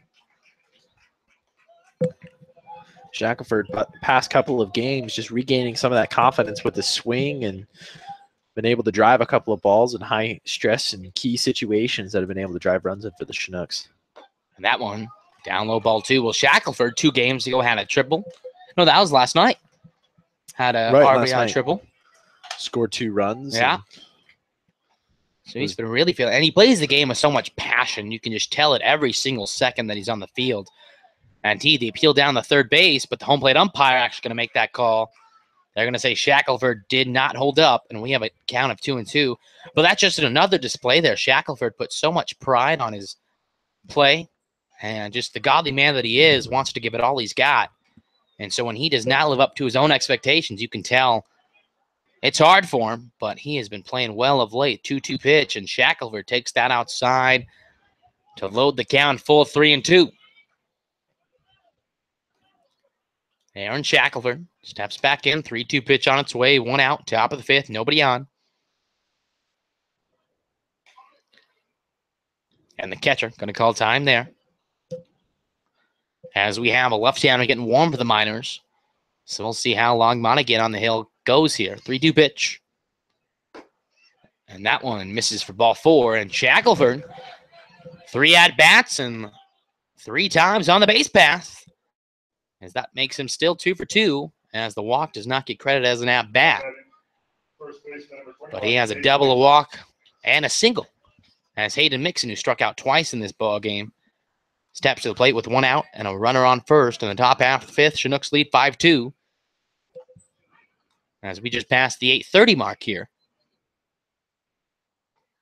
That one down low and just misses from the strike zone, ball 1.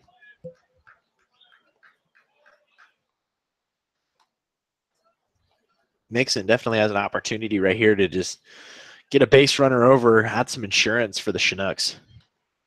1-0 pitch, and instead, Monaghan going to flip that over to first to keep Shackelford honest. And this bottom of the order has been very productive in this game. So like Ryan, you were saying, insurance runs could be had here. The 1-0 pitch outside as Howe popped up, thought about throwing down to first to try to backdoor Shackelford. But he keeps the ball instead. 2-0 pitch now. Waiting Hayden Mixon hitting from the right side. Aaron Shackelford at first takes his lead. 5-2 lead for the Chinooks. In the top of the 5th. 2-0 pitch from the Miners lefty. And Mixon to Marchena at third. Flips it over to Chinay at second. And over to first. And that is in time. And that is a 5-4-3 double play to end things here in the top half of the 5th. When we come back, the Chinooks will be in the field. Have a 5-2 lead. We'll be back.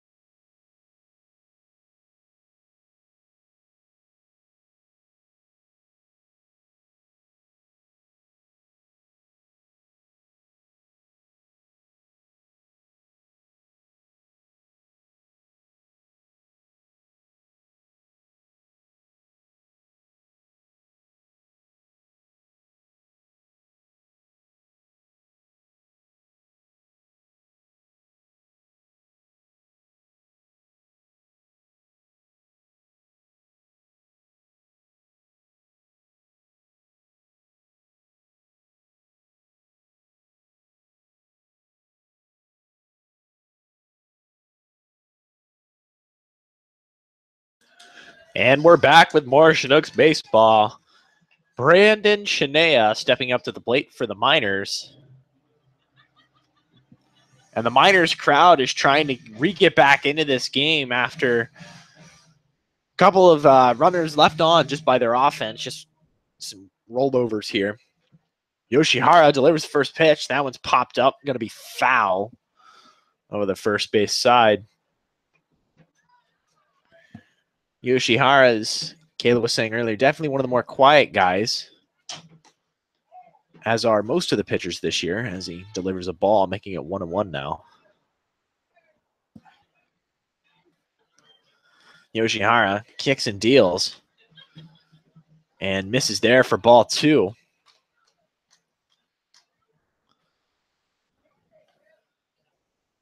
And here comes the 2-1. Chinea ropes that out in the left field, and that's going to be a base hit for Chinea. And they're going to try and throw back to first, but he's going to be safe as he was able to get back to the bag in time before the throw got there.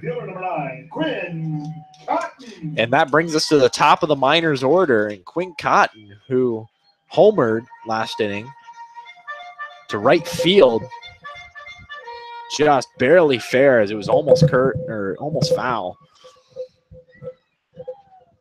And here comes the first pitch, and that's going to be high for ball 1. The 1-0 now. Nobody out. Chinea on first. Cotton at the plate. 5-2 in favor of the Nooks. And Yoshihara delivers, and that's going to be a big swing and a miss from Cotton. 1-1 now.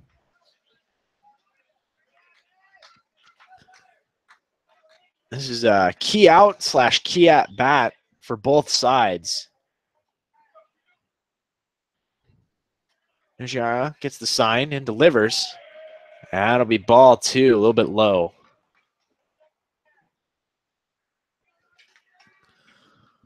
Two 2-1 now.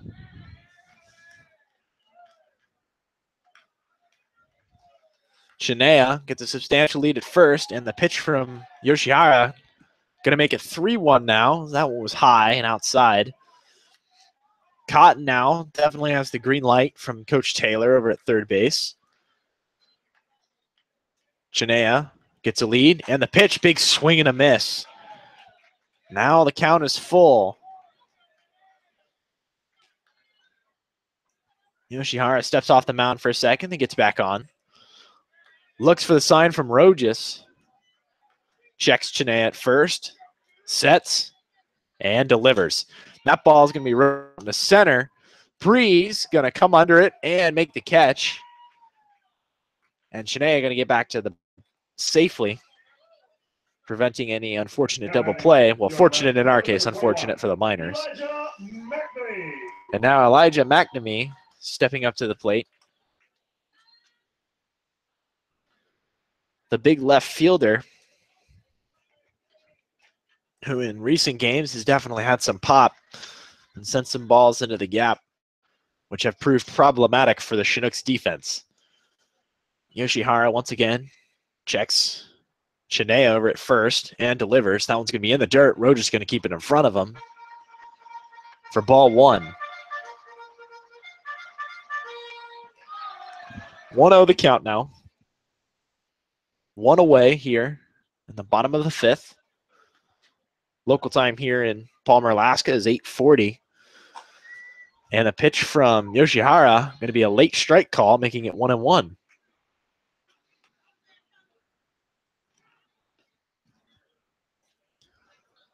Yoshihara has definitely done his job as a reliever coming in to start with the Chinooks bullpen situation as he delivers that for ball 2, making it 2-1. Doing his job, and that is simply to eat up innings and try and keep the Miners' offense at bay, and he's, knock on wood, done a pretty good job of that.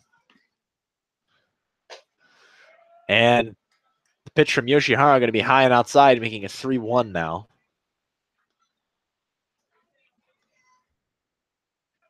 McNamee steps back in the box. Yoshihara sets after the sign from Rojas and delivers. That ball is going to be popped up.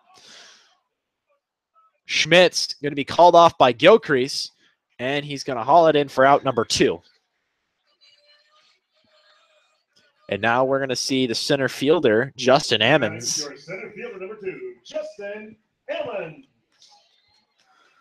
Who, as of this moment, is 3rd in the ABL for batting average, hitting .333 with 1 home run, and has also put a couple of balls in the gap off the Chinooks defense. Yoshihara going to check Shanae over at first base, keeping him accountable over there. Ammons settles in, stares down Yoshihara. Yoshihara does likewise, kicks and deals. And that's going to be strike 1, making it an 0-1 count.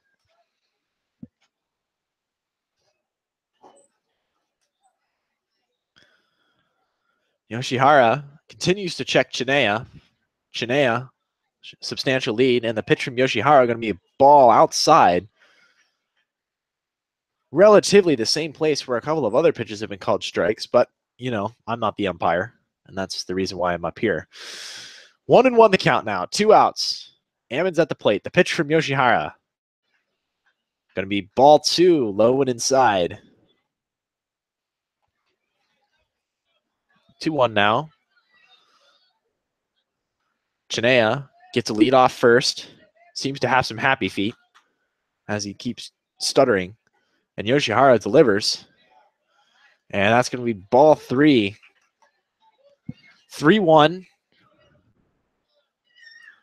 And in the hitter's mind, it's probably daddy hack time. But the hitters count. 2 outs. Yoshihara gets the sign from Rojas and delivers. And that's going to be ball 4. High and outside.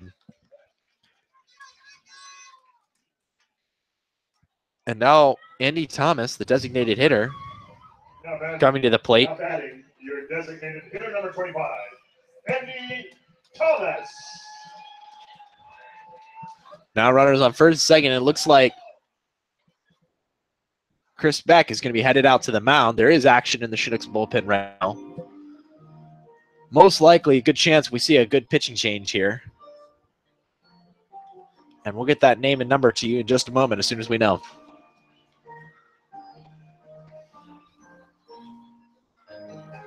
And it is going to be a pitching change, and that'll do it for Yoshihara. 4 2/3 innings, 2 runs and 4 hits given up. Not a bad day's work, and it looks like we're going to have Aiden Stout come in and hopefully close out this inning here without any damage. And we're going to take a short break here while Mr. Stout warms up, and we'll be right back with more Chinooks baseball.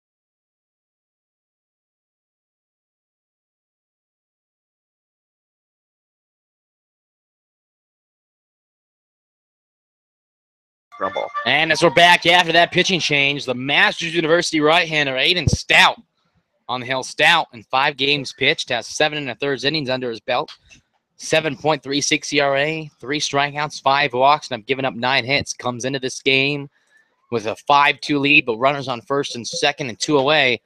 Tyler Yoshihara, like Ryan said when he was going out, not a bad day's work, but right now it's up to Stout in the bullpen to finish what he started.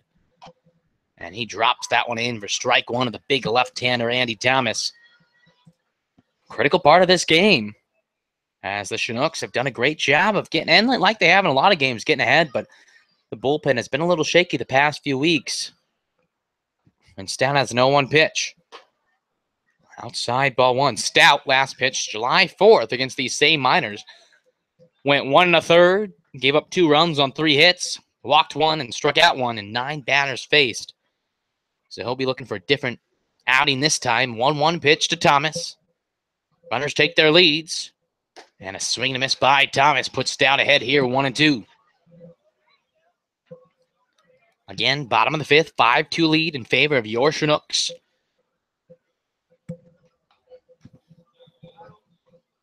Ammons on first, Shania on second, Thomas. Hitting from the left side here against the Masters University right-hander. 1-2 pitch from Stout. Gets the side from Rojas. Hangs outside just a tad. Evens up the count 2-2.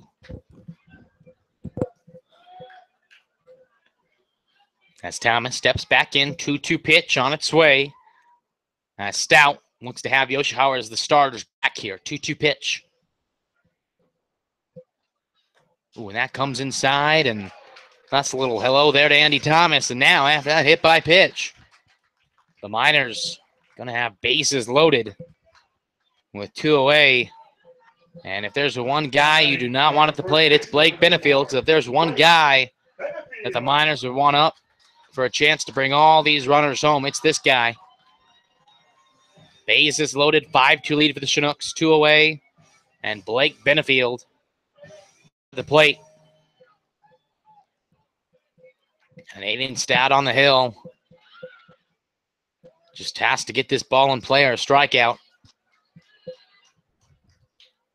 As Benefield had a single in his first at-bat. And if the Miners have anything to say about it, they'll gladly take that with a smile. In this case, Brandon Shania on third, Justin Ammons on second, and Andy Thomas on first. Bases loaded, 2 outs, and the pitch to Benefield. And Benefield, first pitch swinging out to Schmidt. Schmidt gets that, but it goes under his glove. Shania scores, and Ammons scores, and Thomas comes to third. And, folks, we got a ball game. Schmitz could not get his glove on that ball, and this game is now a 5-4 ball game. Stout did his job on the mound, got that ball on the ground, but Schmitz just had his glove up a tad too high, and this game is now And your shortstop, number 4, Austin Dennis. 5-4. As Shania and Ammons come to across the score, now runners on the corners, and the Miners aren't done yet. Austin Dennis takes that one in for strike 1.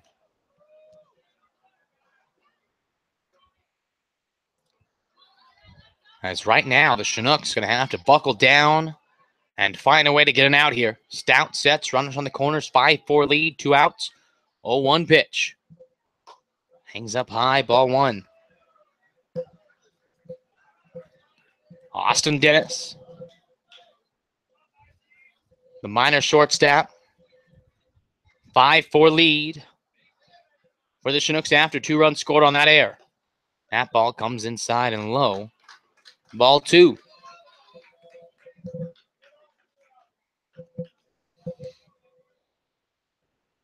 Two-one pitch now from Stout. Runners on the corners. 5-4 lead for the Chinooks. Stout, the 2-1 pitch. And that one's out to left field, and that ball's going back. Johnson gives chase, going to have to hurry, and puts that away on the run and slams into the wall and holds on to it. And we can take a big sigh of relief as that ball was inches. Now, it wouldn't have gone out, but that ball was just inches away from going off the wall. But the Chinooks allow 2 runs, but still have a 5-4 lead. When we come back, we head to the top of the 6th. Your Chinooks up 1. We'll be back.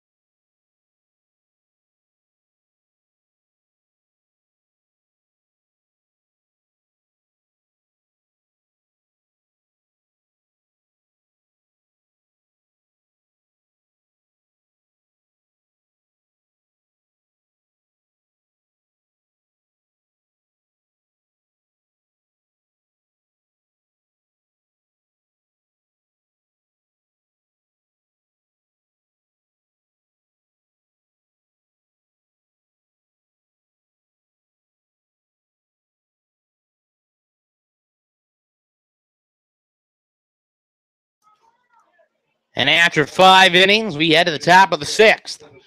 Chinooks lead 5-4. Adam Rojas to lead things off here. New pitcher on for the Miners.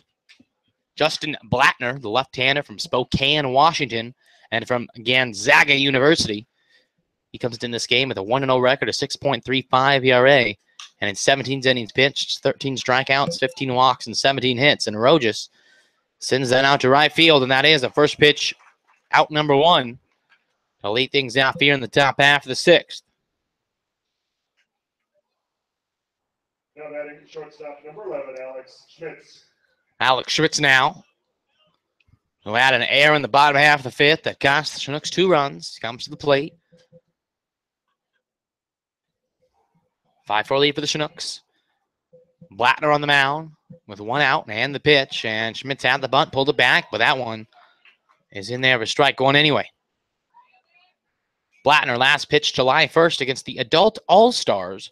Went 4 innings, gave up 1 hit and 2 walks and 4 strikeouts. The 0-1 pitch to Schmitz hangs high outside, ball 1.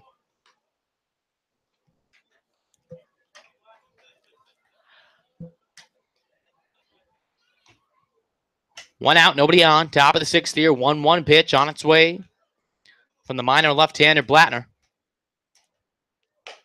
That one up high, ball 2.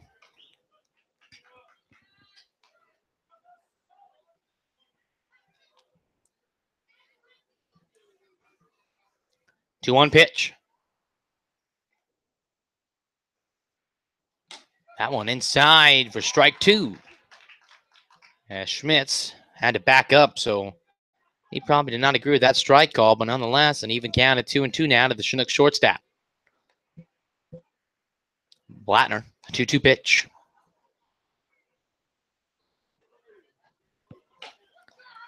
That one misses high for ball 3, and we have a full count now in this 5-4 ball game at the top of the 6th.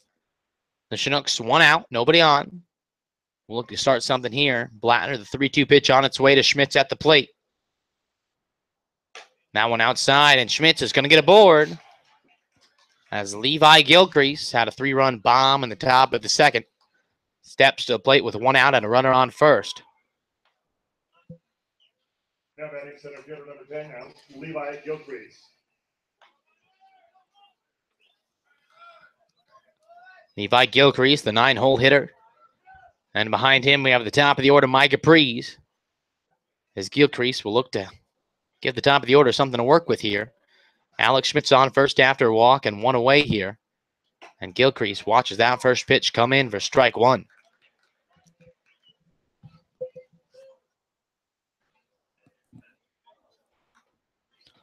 Oh, 1 pitch on its way from Blattner.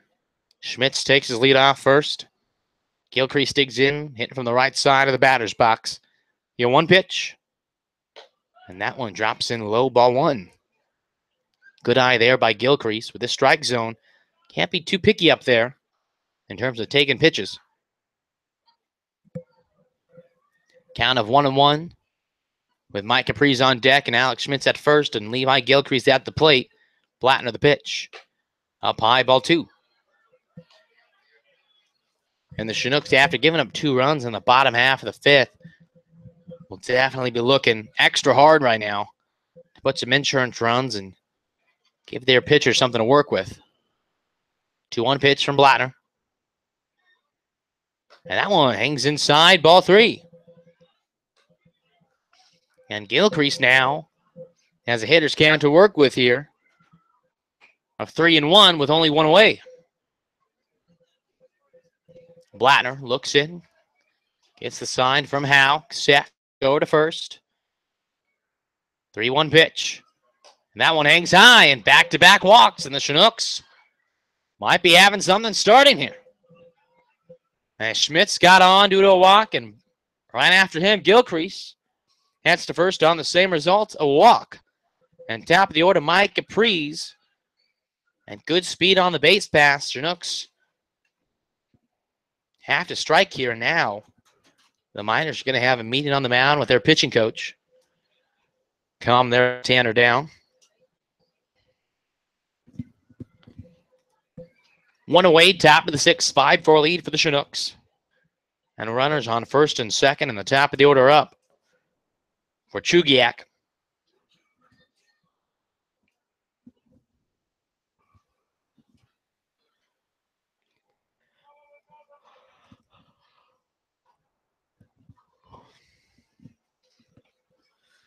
Breeze with the opportunity to do something pretty good here for the Chinooks offense. Runners on first and second in the form of Schmitz and Gilcrease. And Mike Caprice has been very dependable in that leadoff spot.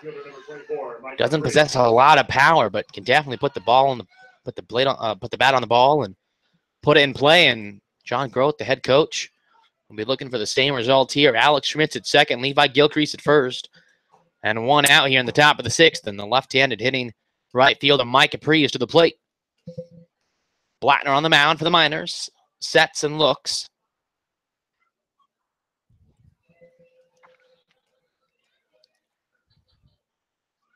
And Preece tried to call time, but couldn't get it in time, but instead takes that one outside for ball 1. It looked like Preece had the bunt down for a second. And with a 1-0 pitch, most likely, if that was what was going to happen, we'll see the same thing here. Marchena on third base, inching in just a tad, coming to about a foot away from the grass. 1 out, 1-0 pitch. Runners on first and second to Preece at the plate. And Preece lets that one come in for strike 1. No bunt signal that time, so it looks like Preece will be given the green light to be swinging away this entire at-bat. Alex Schmitz at second. Levi Gilcrease at first. Mike Caprice in the left side of the batter's box here. Looking to put the Chinooks ahead by more than just one. The 1-1 pitch.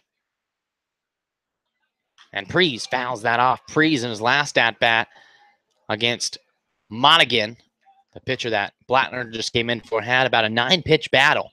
So Preece not afraid to be aggressive and keep battling up there at the plate, not take anything. And with a 1-2 pitch, he'll have to protect and battle again. Middle infield, a little inside. Third base, Oscar Marchena has gone back to about regular depth. Same with Bitterfield. 1-2 pitch on its way to Mike Caprice. Runners on first and second here with one away. And the pitch. And Preece belts down to right field, and that ball is going to drop. And Schmitz is going to be held up third, as that was a bullet in the right field. And Schmitz had no choice. John Groth, typically more the aggressive side, most likely, and I, in my humble opinion, have to agree with that call. A good throw there by Quinn Cotton out and right. Had a pretty good throw to Haug. But now with bases loaded and 1 out, Jeremy Johnson and Ryan, you've been preaching the choir on Johnson. I have to agree with you. He has not failed you yet. Crunch situation. It's clutch situation time. And who better than Jeremy Johnson to step up to the plate? Knock on wood again. Jeremy Johnson, bases loaded, 1 out. Chinooks up 5-4. And again, they gave up 2 runs in the bottom of the 5th. So they would love to get at least one of those back. Benefield is in deep. And Jeremy Johnson, a swing and a miss for strike 1. Now, if anything, now obviously a strikeout's the worst case, but with good speed all around on the base path, a ground ball, especially with the speed that Johnson possesses, if he gives it his 100%, even a ground ball might not be a double play, so we'll be paying attention here. Benefield in from first, all the way to the tip of the grass. Bases loaded, 1 away, 0-1 pitch to Johnson, and Johnson going to step out, call time, have no problem with that. We got all the time in the world here as we just passed the 9 o'clock mark in Matsu here.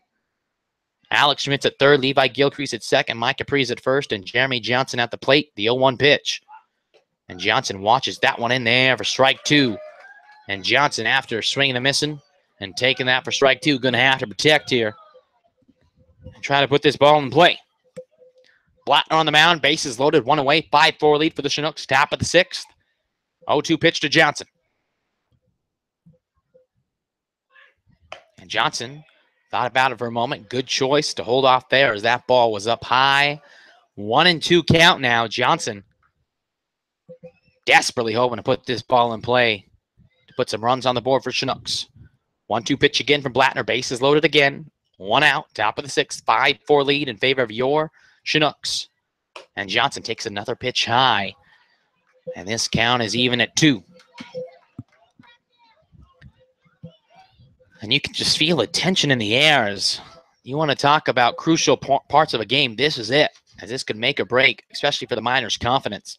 They just got back in this game, and to give it right back would be a dent to their momentum. The 2-2 pitch. And Johnson fouls that out of play. Benefield at first is going to give chase, and that ball is going to keep going, and just get away from the Miners fielders there, and Johnson will be blessed with another chance at the plate here.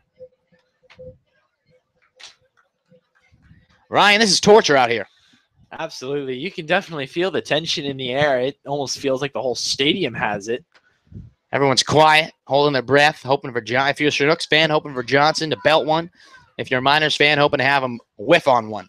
2-2 pitch after that Johnson foul ball. Bases loaded, one away, top half of the sixth. Jeremy Johnson at the plate. The pitch from the left-hander. And that one's outside, and Johnson, I don't know how he's done it 3 times in a row, but he's laid off. And we have a full count now.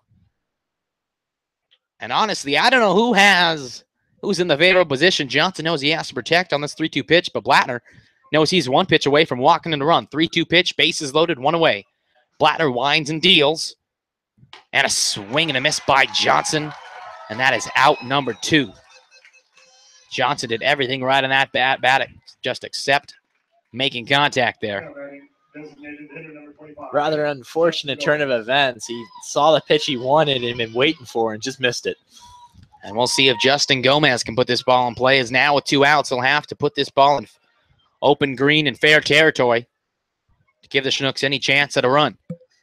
Bases loaded, 2 outs with Justin Gomez at the plate and a 5-4 lead here for the Chinooks. Blattner on the mound for the Miners, pitching to Gomez. And Gomez takes that outside and low ball 1. Gomez not afraid to sit back and let balls pass, as he wants his pitch, and he's going to get it no matter what. 1-0 pitch to the DH for the Chinooks. Justin Gomez, bases loaded. And Gomez takes that one in for strike 1.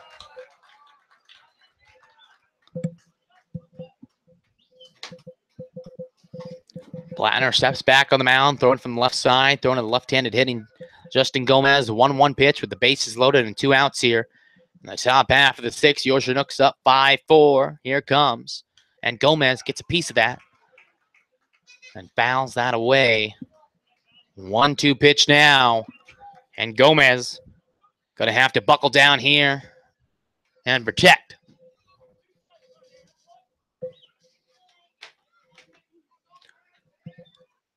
Gomez steps in, bases loaded. 1-2 pitch on its way from the Miner left-hander. Gets the sign from Ryan Haug, his catcher. Looks in and delivers. And Gomez. Don't know where he got that patience from, but looked that up, 1 in on the inside and just outside. The home plate umpire saw that one. Count of 2-2 now with 2 away. Bases loaded. And here comes another pitch to Gomez. And that one is in there for strike 3. And Justin Gomez not happy with that call whatsoever. And I got to agree with him there. Do not know where that found the strike zone. As Justin Gomez was passionately playing, that ball was high. And I'm no umpire, but I got to agree with him. But nonetheless, we head at the bottom of the 6th. The Chinooks have a 5-4 lead. Aiden Stout back on the hill. We'll be back.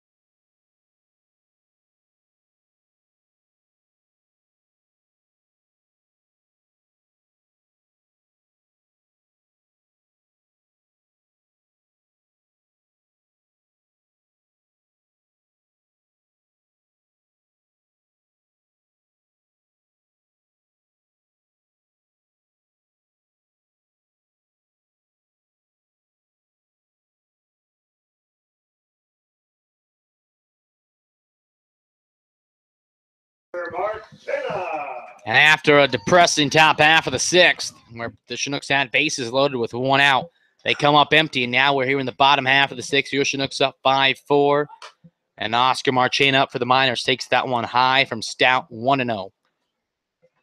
And Ryan, the Chinooks had their chances but couldn't capitalize. That is true. Couldn't capitalize in that situation as Stout puts that in there for strike one now. It was a rather unfortunate situation from up here. That looked like ball 3, but the umpire disagrees with us and rung up Gomez. That ball roped out in the center. Going to be right center as it's sliced away. Gilchrist's going to have the chase. And that's going to be a stand-up double. As Marchena absolutely ripped that, and Gilchrist had no choice but to just run after that. Good job by Gilchrist to keep him just to a double, but now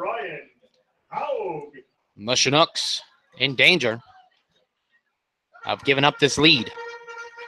As Ryan Haug, the University of Arizona Wildcat, play with Oscar Marchena on second and nobody out in the bottom half of the sixth. Hayden Stout on the mound. Gonna have to find a way to get 3 outs and not allow that runner to score from second. If the Chinooks want to keep this lead, Hayden Mixon is playing in. He's already on the grass, about a foot in. Shackelford thought about coming in, but laid back. Now comes in, awaiting the possible bunt attempt. Haug does lay the bunt, pulled back, and takes that one low, ball 1. Good job by the Chinook infield to read that situation. And you can't blame the Miners. It's late in this ball game. Well, it's just the bottom of the sixth, but with the way the Miners have been hitting, got to take advantage here. 6 hits through 5 innings. With a runner on second, nobody out, and a down 1, you want to get that runner to third. Now going to put the bunt down and puts that foul. Even count of 1-1 now.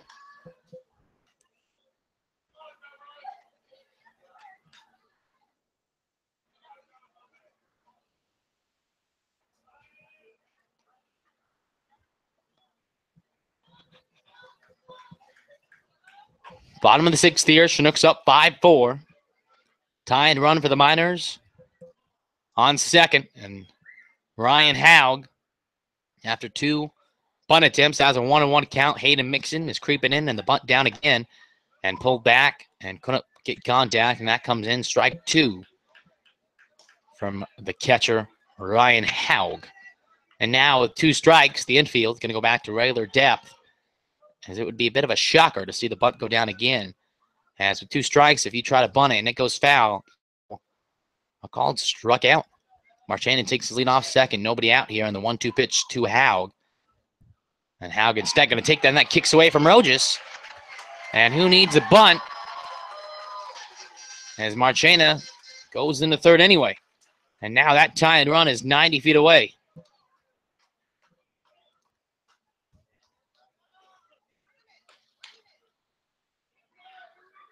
Two-two pitch coming from Hayden Stout. And Ryan Haug steps in the box. As the infield is in now to prevent that run from scoring, and Stout steps off.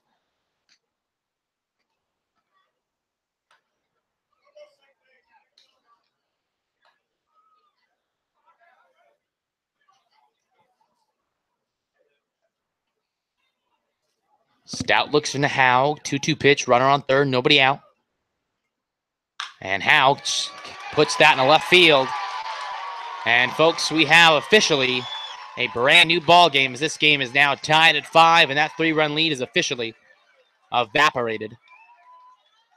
And the Chinooks have to be careful here, as the Miners are starting to find their groove in the batter's box.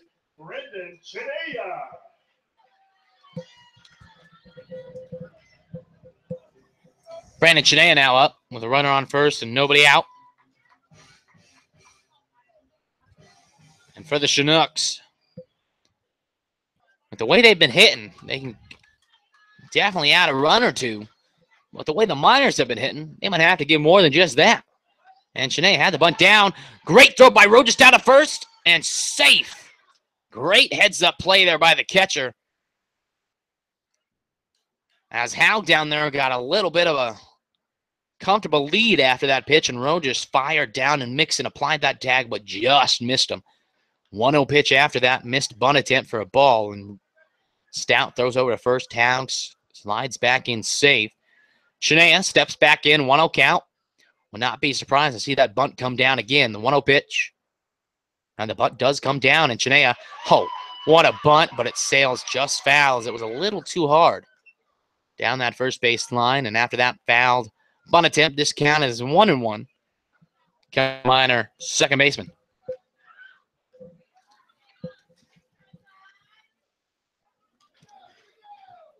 Runner on first, nobody out. 1-1 pitch to Brandon Shania. This game is now tied at 5. After the Miners put 2 on the board in the bottom of the 5th and have added 1 already in this bottom of the 6th. Shania already has the bunt sign down, and he pops that one up, and Rojas is going to put that in his glove for out number 1. And the Chinooks catch a break there, as now they can take a breath and step back and hope for the double play opportunity. But it's going to be hard to get a ground ball from this guy, leadoff hitter Quinn Cotton, who sent a solo shot in the bottom of the 3rd into deep right field all the way to the foul pole. As it just got over the wall, comes to the plate with 1 out and a runner on first. 5-5 ball game. Howe takes his lead, and Cotton takes that outside, skips away from Rojas, and now they have him in a pickle. Throws down to Mixon, and Mixon applies the tag and got him. As Haug got a little messed up there as it skipped away from Rojas. Haug starting on his way to second, but for some reason stopped halfway and thought it was better to go back to first, but instead he would have been much better off just continuing down to second. And now there's 2 away, nobody on, and the 1-0 pitch to Cotton. Misses up high for ball 2. And the Chinooks, obviously, they're disappointed they gave up the lead. But now they might have caught a huge break as they can maybe go into this game with just a tie game as Cotton sends that out into shallow center. Gilcrease gives chase. That's going to fall in between 3 Chinooks. And the Miners going to have a base runner with 2 outs here in the bottom of the 6th.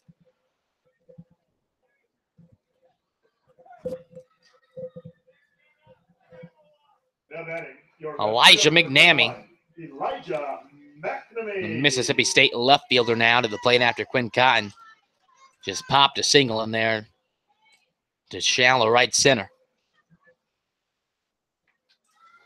That's Quinn Cotton on first. And Elijah McNamee at the plate.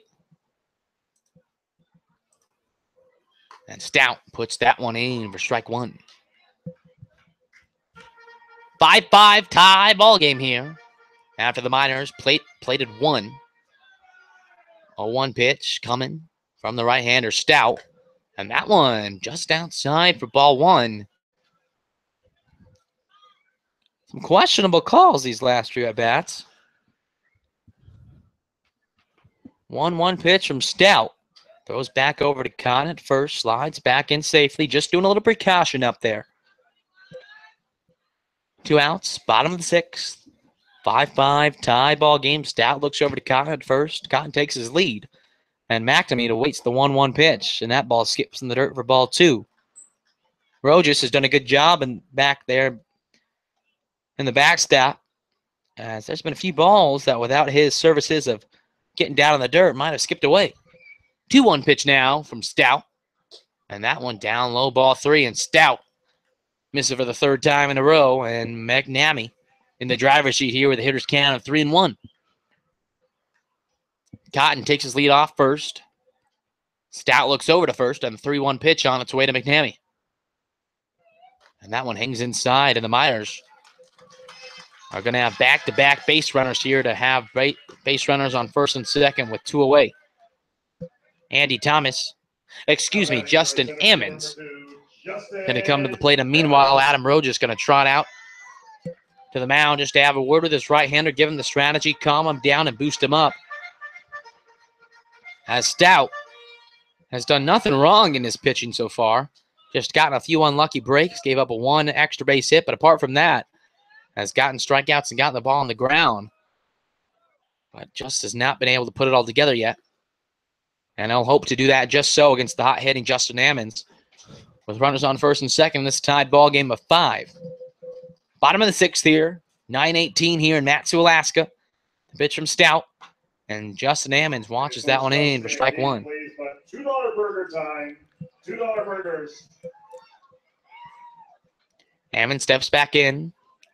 Stout sets on the mound. 0-1 pitch on its way with 2 away. Steps off. As he gets ready to throw. 0-1 pitch from the Masters University right-hander. Thrown to Adam Rogers, his catcher. Looks in Ammons at the plate, hitting from the left side. And Ammons going to pop that out of the left field, but Johnson is right there and puts that away. The Miners tie this game up with 1 run in the bottom of the 7th, but it could have been worse. So we'll take the optimistic side of things, and we head to the top half of the 7th. We're through 6th here. This game tied at 5. We'll be back.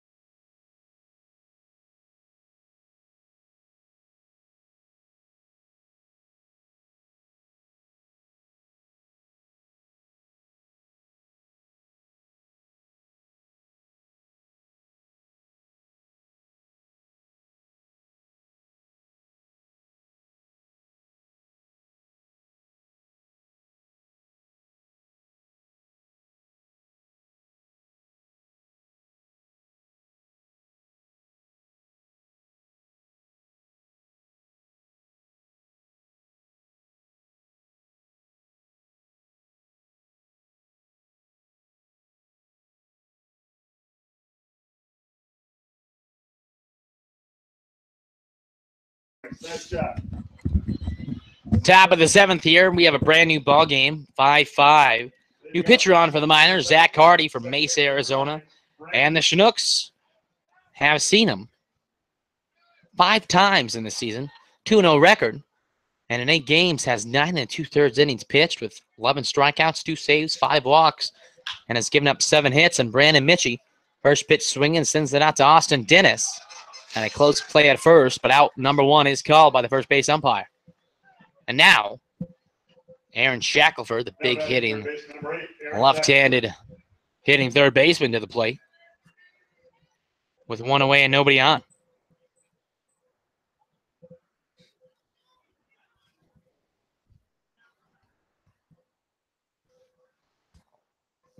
Zach Hardy looks in, thrown from the right side.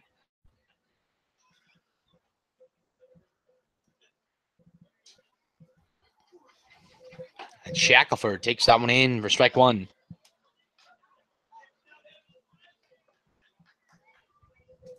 A 1 pitch on its way from Zach Hardy on the mound.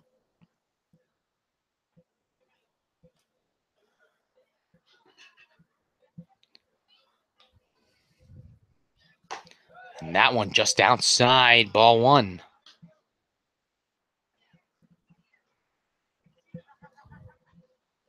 1-1 pitch on its way to Shackelford.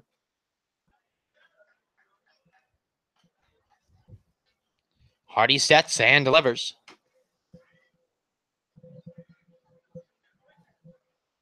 And Shackelford out to left center.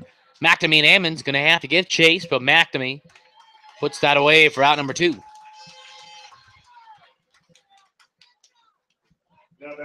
As now with 2 outs and nobody on, Hayden Mixon, who a few weeks ago in this same ballpark homered out to left field and would love to do the same at this at-bat right now. It'd be kind of nice if that happened It again. would be more than just nice. 5-5 ball game, top half of the 7th. 2 outs, nobody on to Hayden Mixon at the plate. And Mixon takes that one in for strike 1. Hardy back on the mound. Mixon back in the batter's box. 0-1 pitch now from the right-hander. And Mixon out to Dennis at short. Dennis fields that. And the throw to first is in time, and the Chinooks go down 1-2-3. When we come back, this game tied at 5, and we're headed to the bottom of the 7th. We'll be back with more Chinook baseball.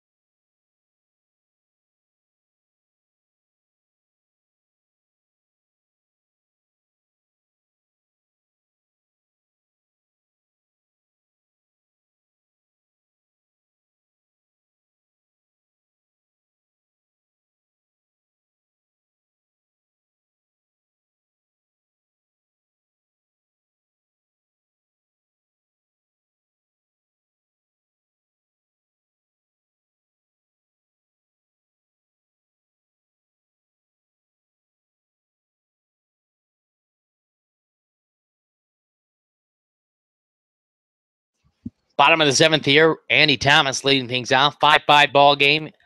And he fouls that one away to the backstop. Strike 1, Aiden Stout. Still on the hill here for the Chinooks. As he has a 0-1 count on its way to the Baylor DH.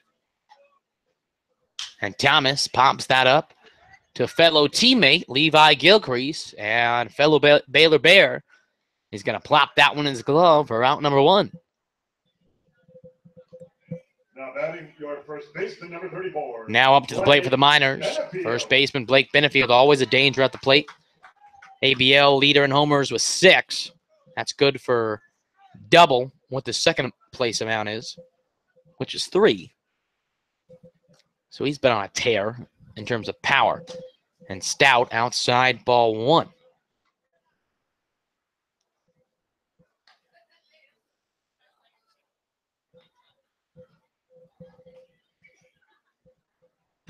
That one down in the dirt. Ball 2.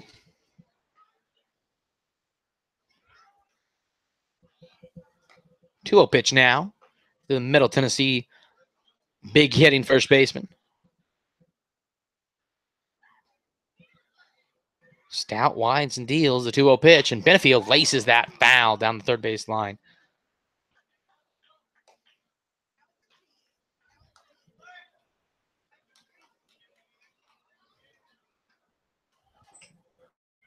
Benefield, for any pitcher, is just an intimidating presence in the right-handed batter's box. Hard hitting and smart And he ropes that out in the center. Excuse me. That's going to be to Schmitz, as it looked a little bit farther from here. But Schmitz was able to run out there and grab it, and that'll be the second out of the inning. It wasn't hit as hard as I thought it was at first. That ball from the first look at it looked like it was going to find its way in the center field, but Schmitz almost ran into his teammate Mitchie, but puts that away for out number 2. Yeah, it's best to avoid the collisions.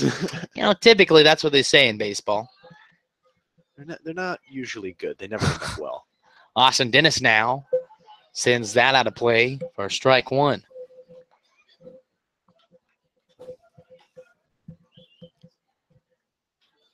A 1 pitch now come from Stout with 2 outs. Bottom of the 7th, 5-5 ball game. Stout winds and deals the 0-1 pitch and drops that breaking ball in with a beautiful strike 2. As the Chinooks have some action down there in the bullpen. As Stout looks to finish things here in the 7th. 0-2 pitch from the right-hander.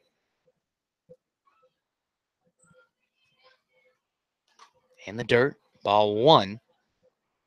As Dennis easily was able to watch that one for a ball. Stout regrips it, rubs the dirt off, and steps back on the rubber. 1-2 pitch to Austin Dennis with 2 away. Down low again. Even count at 2-2 now. Austin Dennis steps back in. Rojas giving the signs to his right-hander. 2-2 pitch.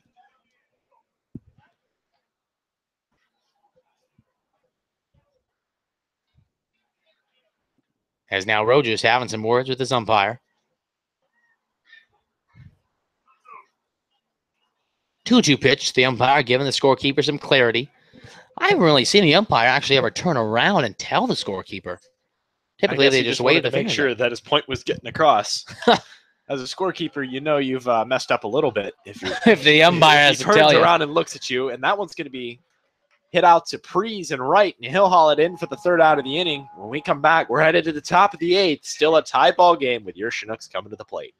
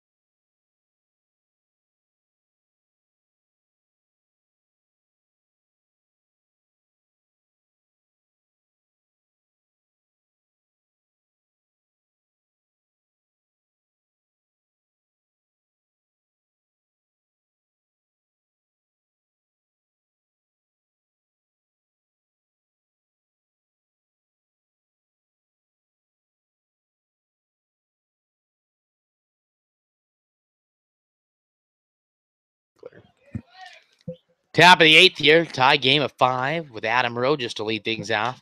And Rojas, first pitch swinging, sends that into foul territory. And that skips away from Benefield. And Rojas will have another chance here with an 0-1 count.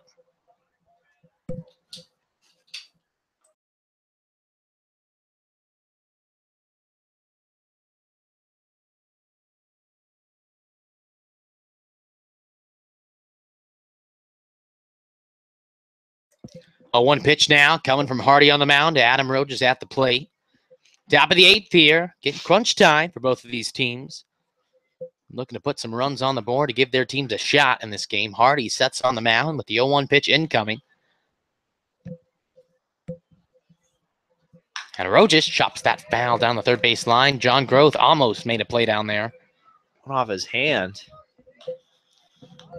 Coach Groth definitely not afraid to try and put a bare hand on a baseball down there. Well, he probably thinks he could strap up and go with these boys. Oh, absolutely. I mean, don't tell him you said that because he might actually try. 0-2 pitch now to the Chinook catcher. And a swing and a miss by Rojas, and Hardy has an out number 1 in the top half of the 8th. Now back to the Chinooks. Shortstop number 11, Alex Schmitz. Alex Schmitz down to the plate with 1 out, nobody on in the top half of the 8th. This game tied at 5. Chinooks had a 5-1 lead at one point, but that lead has since gone after the Miners have put together some nice innings. And we have a new ball game with 1 away, nobody on for Schmitz, and that one's is down low in the dirt for ball 1.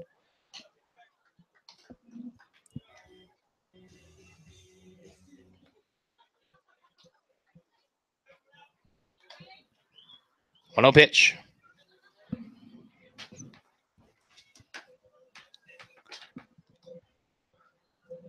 And Schmitz calls that ball out of play. Benefield going to give some chase, though.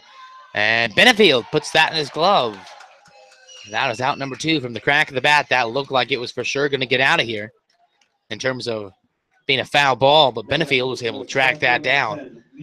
And now, after back-to-back counts, Levi Gilcrease steps to the plate with nobody on and 2 outs in the top half of the 8th.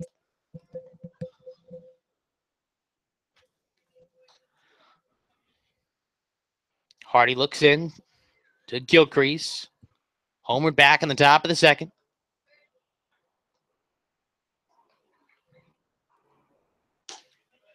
Inside for strike 1.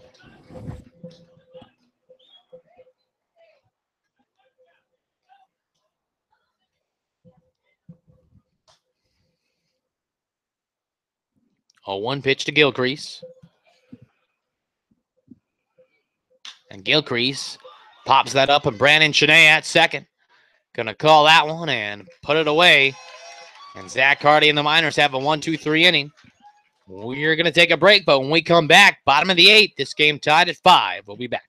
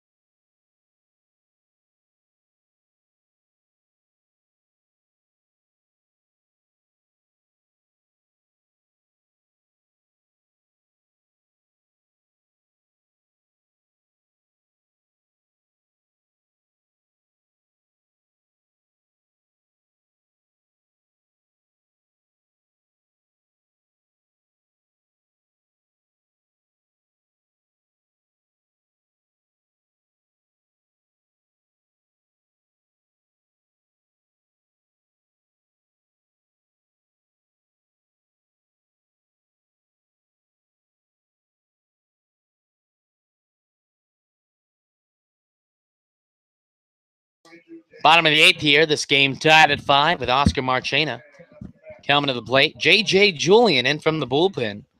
Julian has a 1-2 record with a 2.91 ERA and 10 games pitched. We've seen him in 12 1/3 innings, 20 strikeouts, 11 walks, and have given up 8 hits.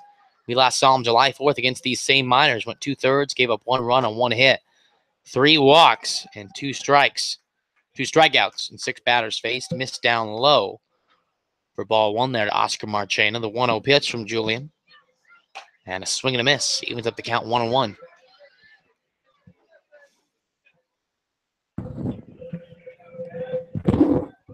1-1 count from Julian. Down low, ball 2.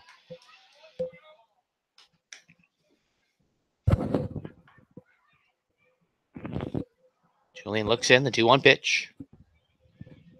And Marchena pops that one up in the right field. And Mike Capri's out there going to call that one and put that away for out number 1. Now batting your catcher, number 7, Ryan Haug. Ryan Haug now, the catcher. Going to come to the plate for the Miners in the bottom of the 8th. Nobody on with 1 away. As the Miners look to put something going to give themselves the lead as we head to the top of the 9th and 2 outs.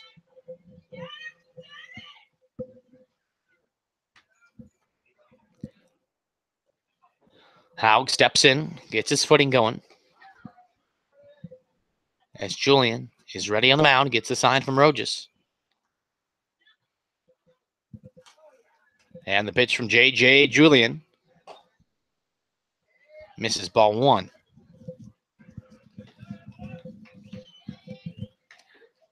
One-oh pitch.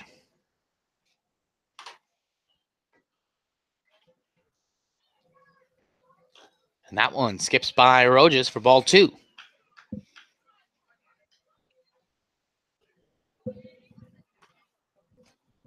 Julian. 2-0 pitch with 1 away, bottom of the 8th here. 5-5 tie ball game. As Haug steps back in. 2-0 pitch on its way from Julian. And that one's ripped into left field. Schmitz not able to get that one as it just goes by his glove. And Ryan Haug is aboard with 1 away. As Brandon Chinea. Excuse me, we're going to have a pitch hitter here. Pitch hitting. Nick Brooks. On the Miners out of Auburn, Washington, and Gonzaga University. Now up to the plate here. Nick Brooks, the big hitting right-hander. In this season so far, 3 homers, the .232 batting average, and 69 plate appearances. Also 6 doubles. And so J.J. Julian will have to be careful out there on the mound with a runner on first and in this tie ball game late in this game. As Brooks can get a hold of one and send it deep. Ryan Haug on first. Nick Brooks at the plate, 1 away, bottom of the 8th. This game tied at 5. And J.J. Julian on the mound. Haug takes his lead on first. Brooks gets ready in the box. Julian sets. And in there, strike 1. Key to get ahead of these power hitters that the Miners possess, put them behind in the count, get their confidence knocked off a bit. As Julian ahead 0-1 with a runner on first and 1 away. As Julian throws over to first, Haug slides in safely.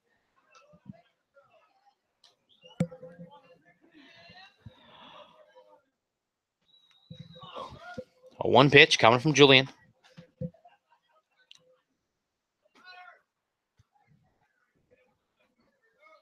And again, Julian throws over to first, but to no avail again.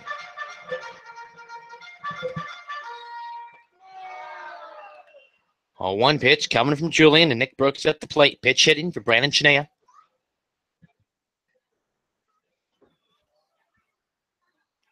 Julian steps back on the mound in the stretch. Ryan Haug takes the lead off first.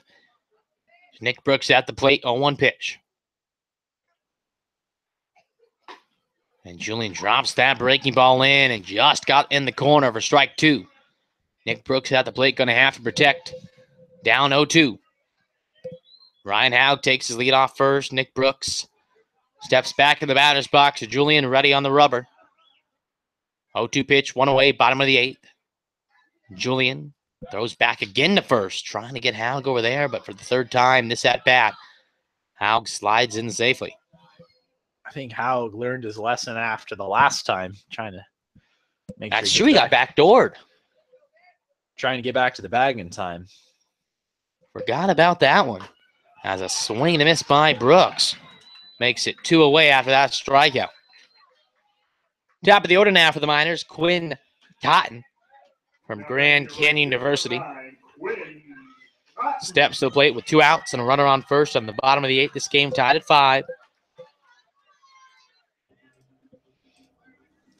I've noticed, Ryan, they played a lot of Eye of the Tiger here. They do. I mean, coming from the side of baseball that does a lot of the music, in the last month I spent the home games doing that, you got to pick something different. As the 2-out first pitch to Cotton, and Cotton, big swing and a miss for strike 1. In other Alaska Baseball League news, the second game of the doubleheader between the Oilers and Pilots have gone final. The Pilots shut out the Oilers. The Oilers only 1 hit, as the Pilots win that game 2-0. And so the Oilers, not a good offensive production in the second game, as Cotton sends that opposite field for a single. And the Miners are going to have runners on first and second with 2 outs for Elijah McNamee stepping to the plate. Now batting your left fielder, number 21, Elijah McNamee.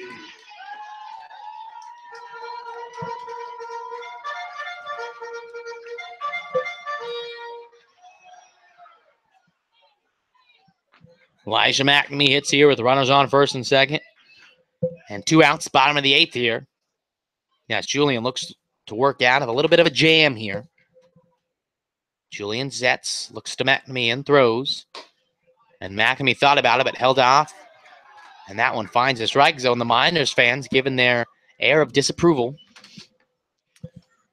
as they always do. Here in the Valley, there are a few more fans than at other Alaska baseball league. It's impressive. Games. Although they do, for the most part, keep their profanity to a minimum. That's true. They just will. They're just loud. Very loud. It's funny, as Julian gets ready to throw the 1-1 pitch. Hayden Mixon down at first actually talked about, apparently they found his Facebook one time and started talking to him about different stuff. That's baseball for you folks, as McNamee battles off a 1-1 count and fouls that one away. Put the count at 1-2. That is actually pretty funny that they did find his Facebook account. That would be pretty funny. I mean, you put it out on the internet, and someone's going to have to use it against you. I mean, you're just leaving yourself. Hey, that's true. That's why kids watching always got to be careful. What goes online stays online. Julian looks in, 1-2 pitch with 2 outs, bottom of the 8th, steps off, and calls out his catcher, Rojas, to the mound.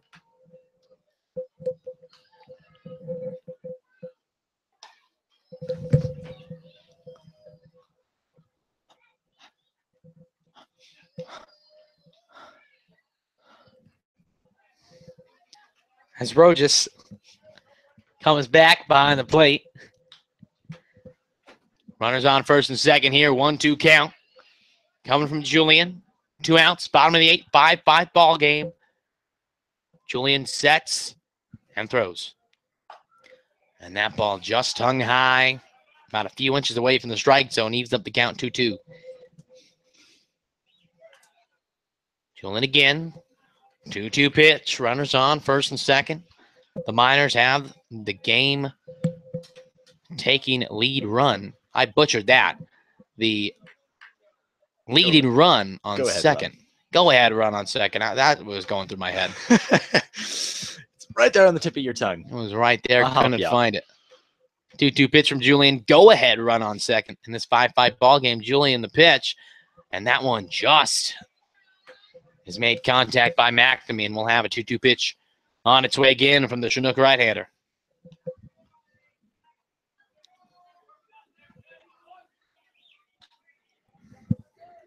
Ryan Haug at second. Quinn Cotton at first. 2 outs, bottom of the 8th here. And Elijah McNamee facing a 2-2 pitch from J.J. Julian, the Southern Wesleyan University right-hander. The 2-2 pitch. Just hung high again, and this count is full.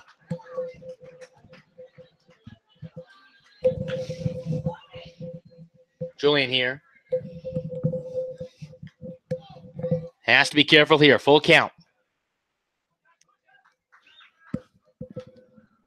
Full count pitch, 2 outs. Bottom of the 8th. That one missed for ball 4. And buckle up, folks. The torture has officially begun again. And Justin Ammons, one of the hottest hitters in the ABL, stepping to the plate with bases loaded, 2 outs. As Eye of the Tiger once again gonna play here for the Miners. 2 outs, bases loaded, 5-5 ball game. Hey, Miner fans, are you still in the house?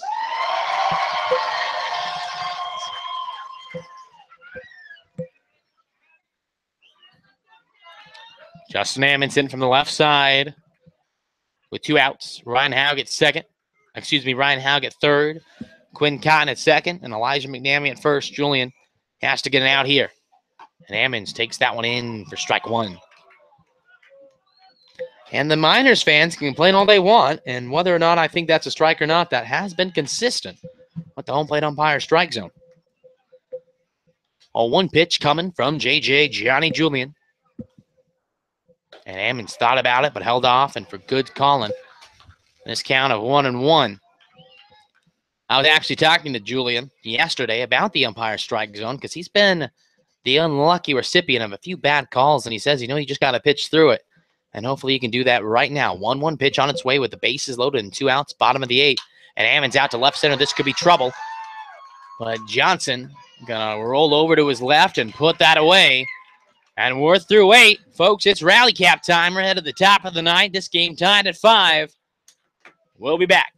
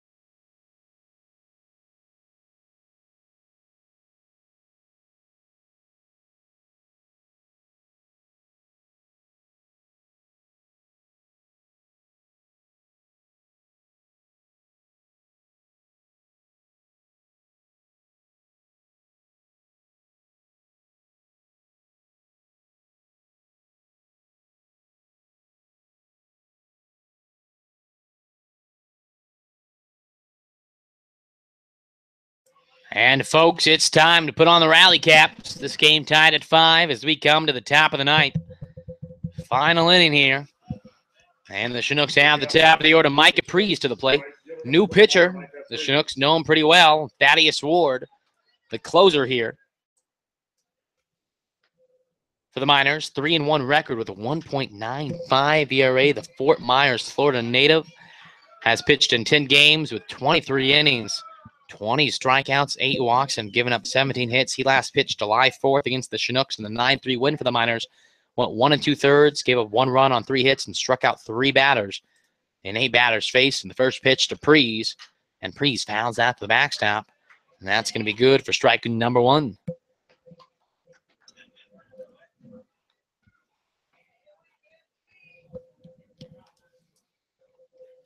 Thaddeus Ward from University of Central Florida. The 0-1 pitch.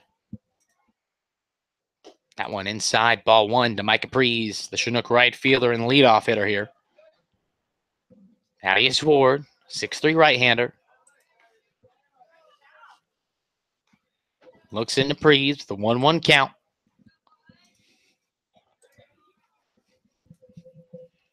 And Prees, a half swing, but goes anyway. And a 1-2 count for the Point Loma Nazarene outfielder here at the plate. 1-2 pitch from Ward coming up in this tie game of 5-5.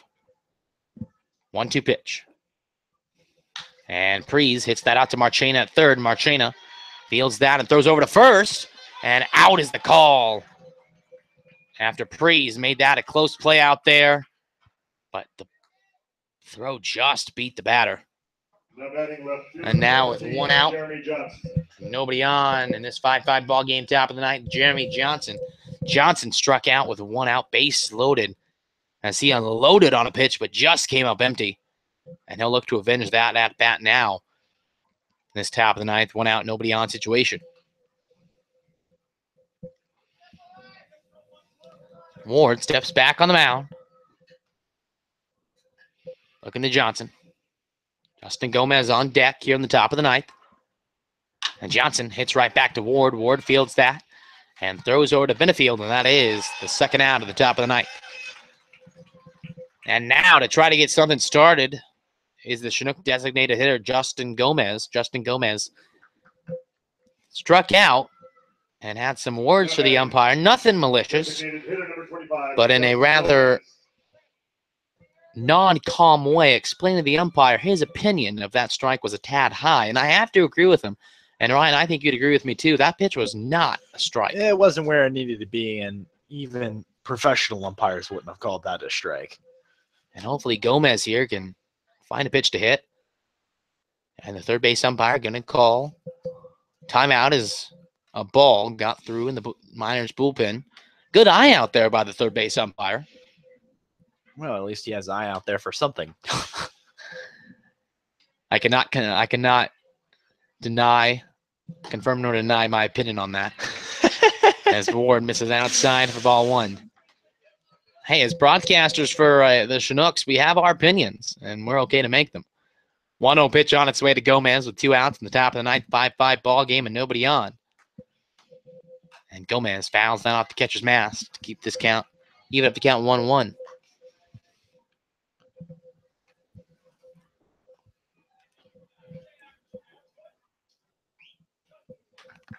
One pitch, 2 outs.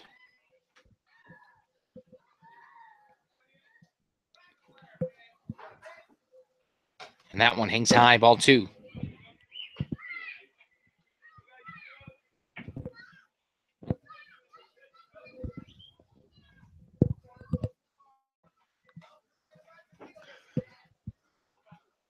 Two-one pitch from Ward on the mound.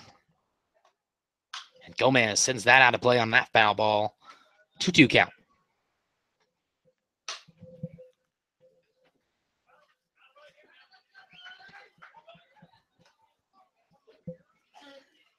Two count coming up to Gomez. 2 outs, top of the ninth. 5-5 ball game. Gomez looking to start a little bit of a 2-out rally. Ward, the 2-2 pitch. Down in the dirt, and Gomez once again has worked his way to a full count.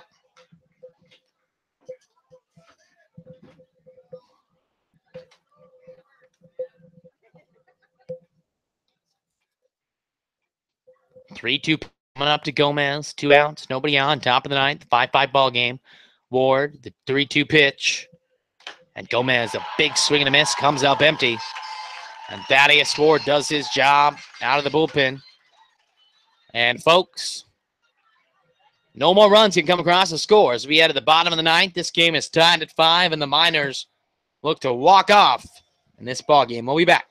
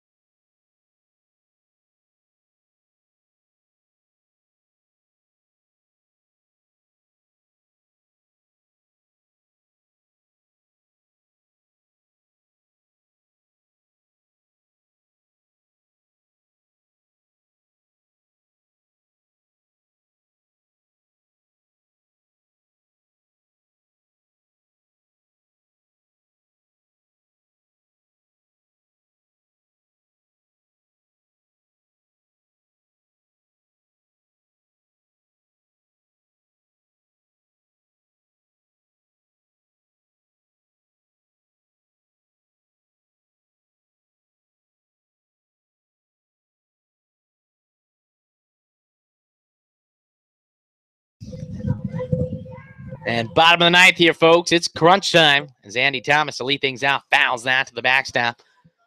For strike one, J.J. Julian looking to put this game at the top of the 10th.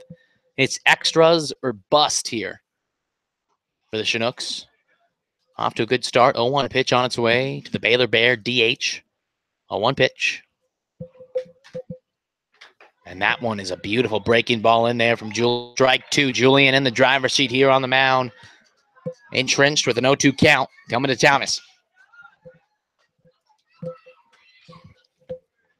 0-2 pitch. Hangs high. Good idea by Julian, but just kept it that one a tad up there.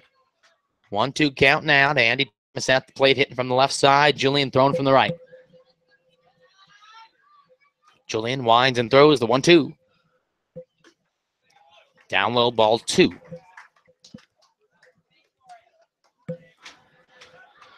Andy Thomas steps in, 2-2 count, nobody out, nobody on. Bottom of the ninth, 5-5 ball game. And that one rings him up. And Julian has the first out of the bottom of the ninth.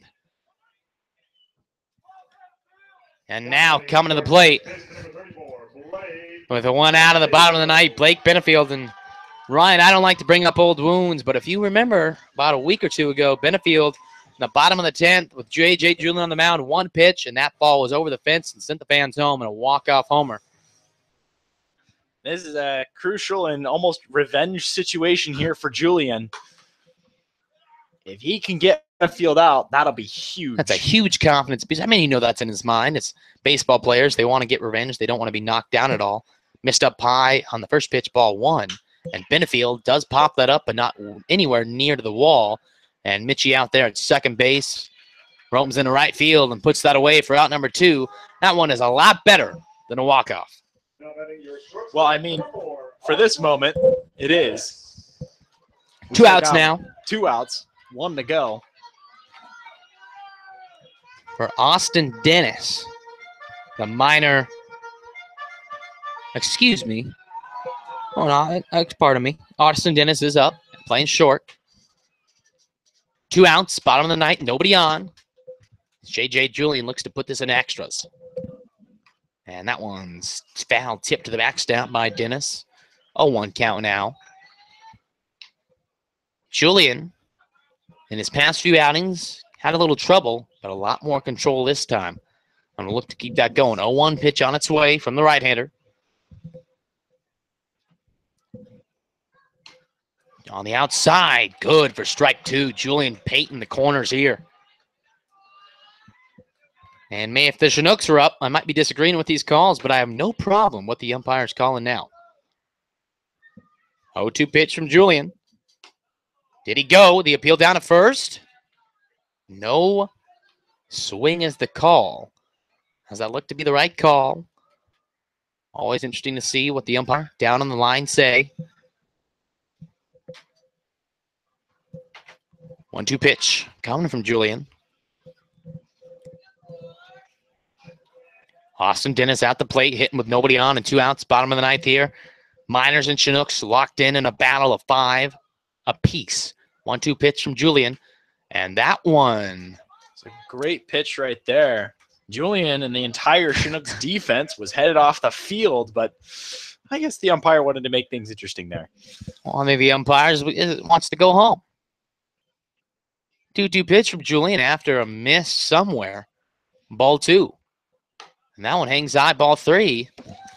Full count now. And I hate bringing up old wounds, but it seems like the Chinooks have gotten some unlucky breaks with calls that have led to some unlucky circumstances. Julian, the 3-2 pitch. And that one's sent foul out of play here by Dennis.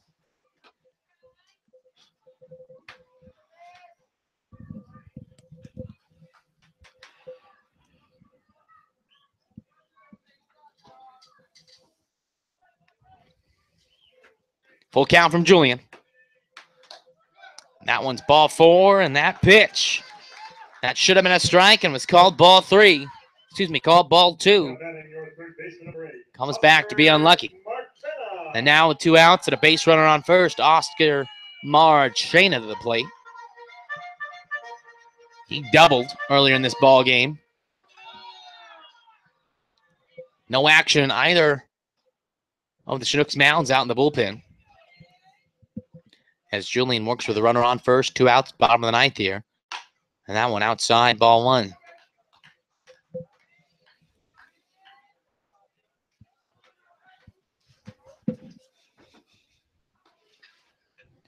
One-0 pitch, 2 outs, bottom of the ninth, 5-5 ball game. And Julian throws over to Dennis at first. Dennis slides in safely.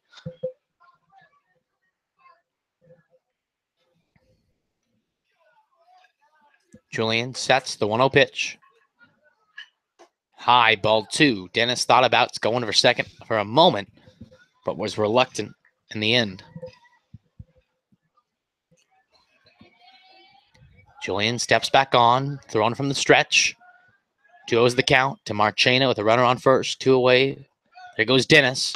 Up high, Rojas down to second, and Mitchie applies the tag. And safe is the call. It looked like Mitchie caught it perfectly and maybe hit him on the back, but the umpire who had the perfect view says no. And now Julian is a ball away from putting a runner on first, but as it stands, Julian might just throw ball 4 anyway. As this runner will no longer matter because the winning run is on second, and Julian kind of just throws that ball away. And now Marchena is really just viewed as more of a, he was just walked for an out purposes. Now that puts an out at any base except for home plate. But now Ryan Howe with a winning run on second, bottom of the ninth here, 5-5 ball game.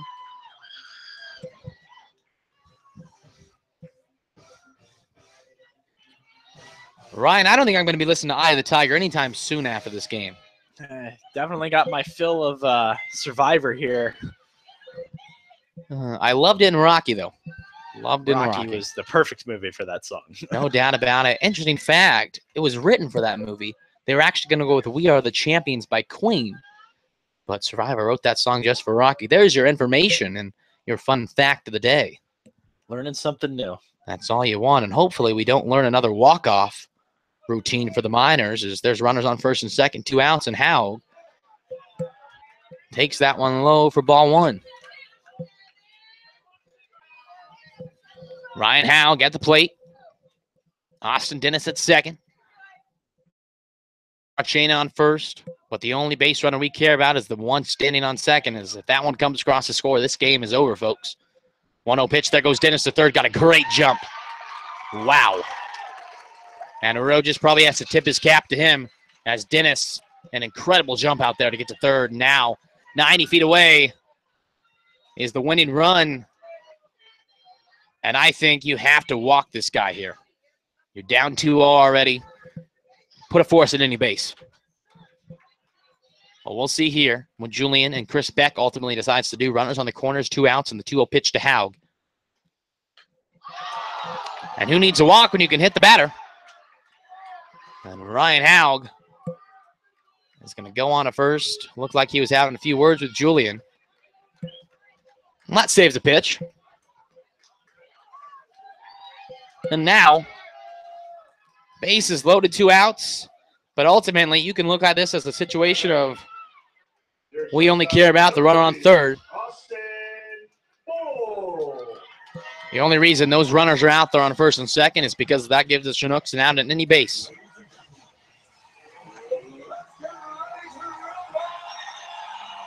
Two outs, bases loaded, 5-5 ball game here.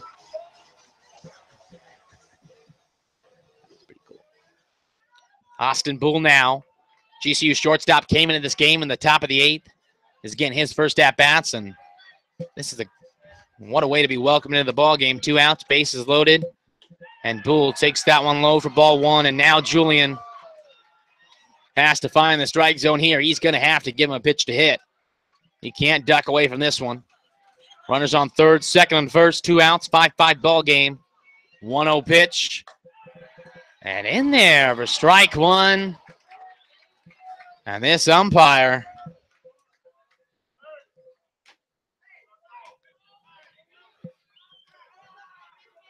and the home plate umpire actually having some words with the Miners dugout. And Ryan, I hate to say this, but frankly, I can't disagree with maybe the Miners being a little chippy out there. Nope. Some of these, and it's been both sides too. Some of the calls have been a little weird. But you got to respect the home plate umpire's authority. 1-1 pitch from Julian. And that one comes inside, and did it hit him? And that says it hit Bull.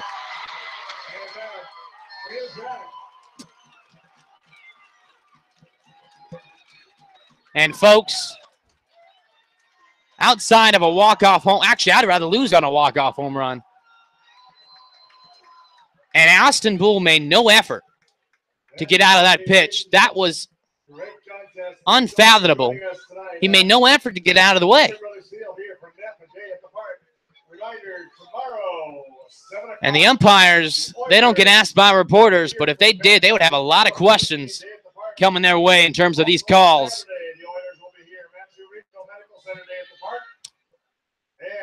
As the Miners walk off on a hit by a pitch. 6-5 win for the Miners. And folks, that's baseball. You can't win them, and you can't lose them all. But sometimes it feels like you get one taken away from you, and that kind of feels what happened tonight. As some questionable calls, not just for the Chinooks, for both sides. They do a 6-5 defeat. The Chinooks had a chance 5-1, but we'll talk about that in just a moment. We'll take a quick break, and Ryan and I will be back for a short post game. Miners win 6-5.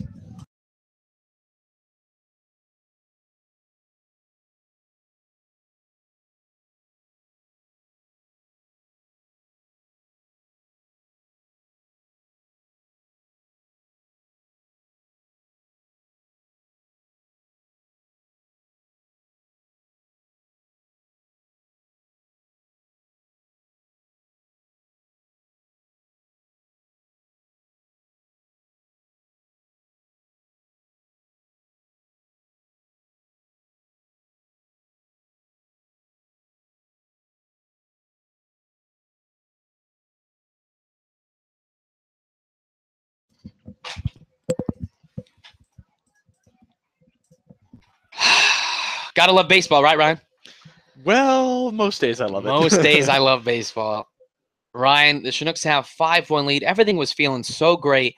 And then inning by inning, the Miners had a run, ultimately tie this game. They go at an 18-8. The Chinooks fall to 10-15. The standings stay the same. This is about what, the 5th time the Chinooks have had a chance to beat these guys, and the lead has been given up.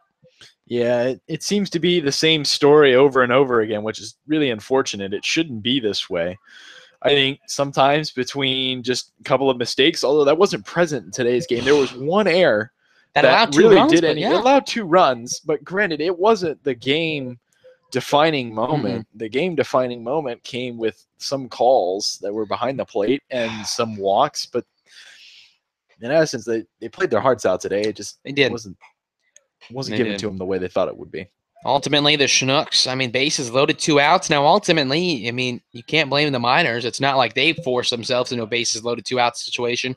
It's one thing to lose on a walk-off hit, so the pitcher can say, the team can say, you know what, we pitched great, he got a good hit, game's over. But to be hit by a pitch, and honestly, the Chinooks didn't even leave the dugout for a minute there because it looked like Austin Bull, the hitter, didn't even make an effort to get out of it. And by the rule book, that's a strike. Yeah, by the rule book that is, but I guess the umpire's call. It wasn't ruled that way, so Ultimately, we can't sit here and say the Chinooks, it was a one-sided affair. Both sides had a pretty uneven call. The calls were consistent, maybe not consistently good though, is I think how Ryan I best would put it. But when you lose 6-5 on a walk-off, there's really not much to talk about. We'll be back tomorrow facing the Bucks at 7 p.m. at Lee Jordan Field. Anything to say? nope. We'll see again. As always, that's Ryan Beck. I'm Cale Duarte. Thanks for sticking with us. It was disappointing, but that's baseball. Win, lose, or draw, you love the game. And we'll be back tomorrow. Have a great night, and God bless, and fish on. See you guys tomorrow.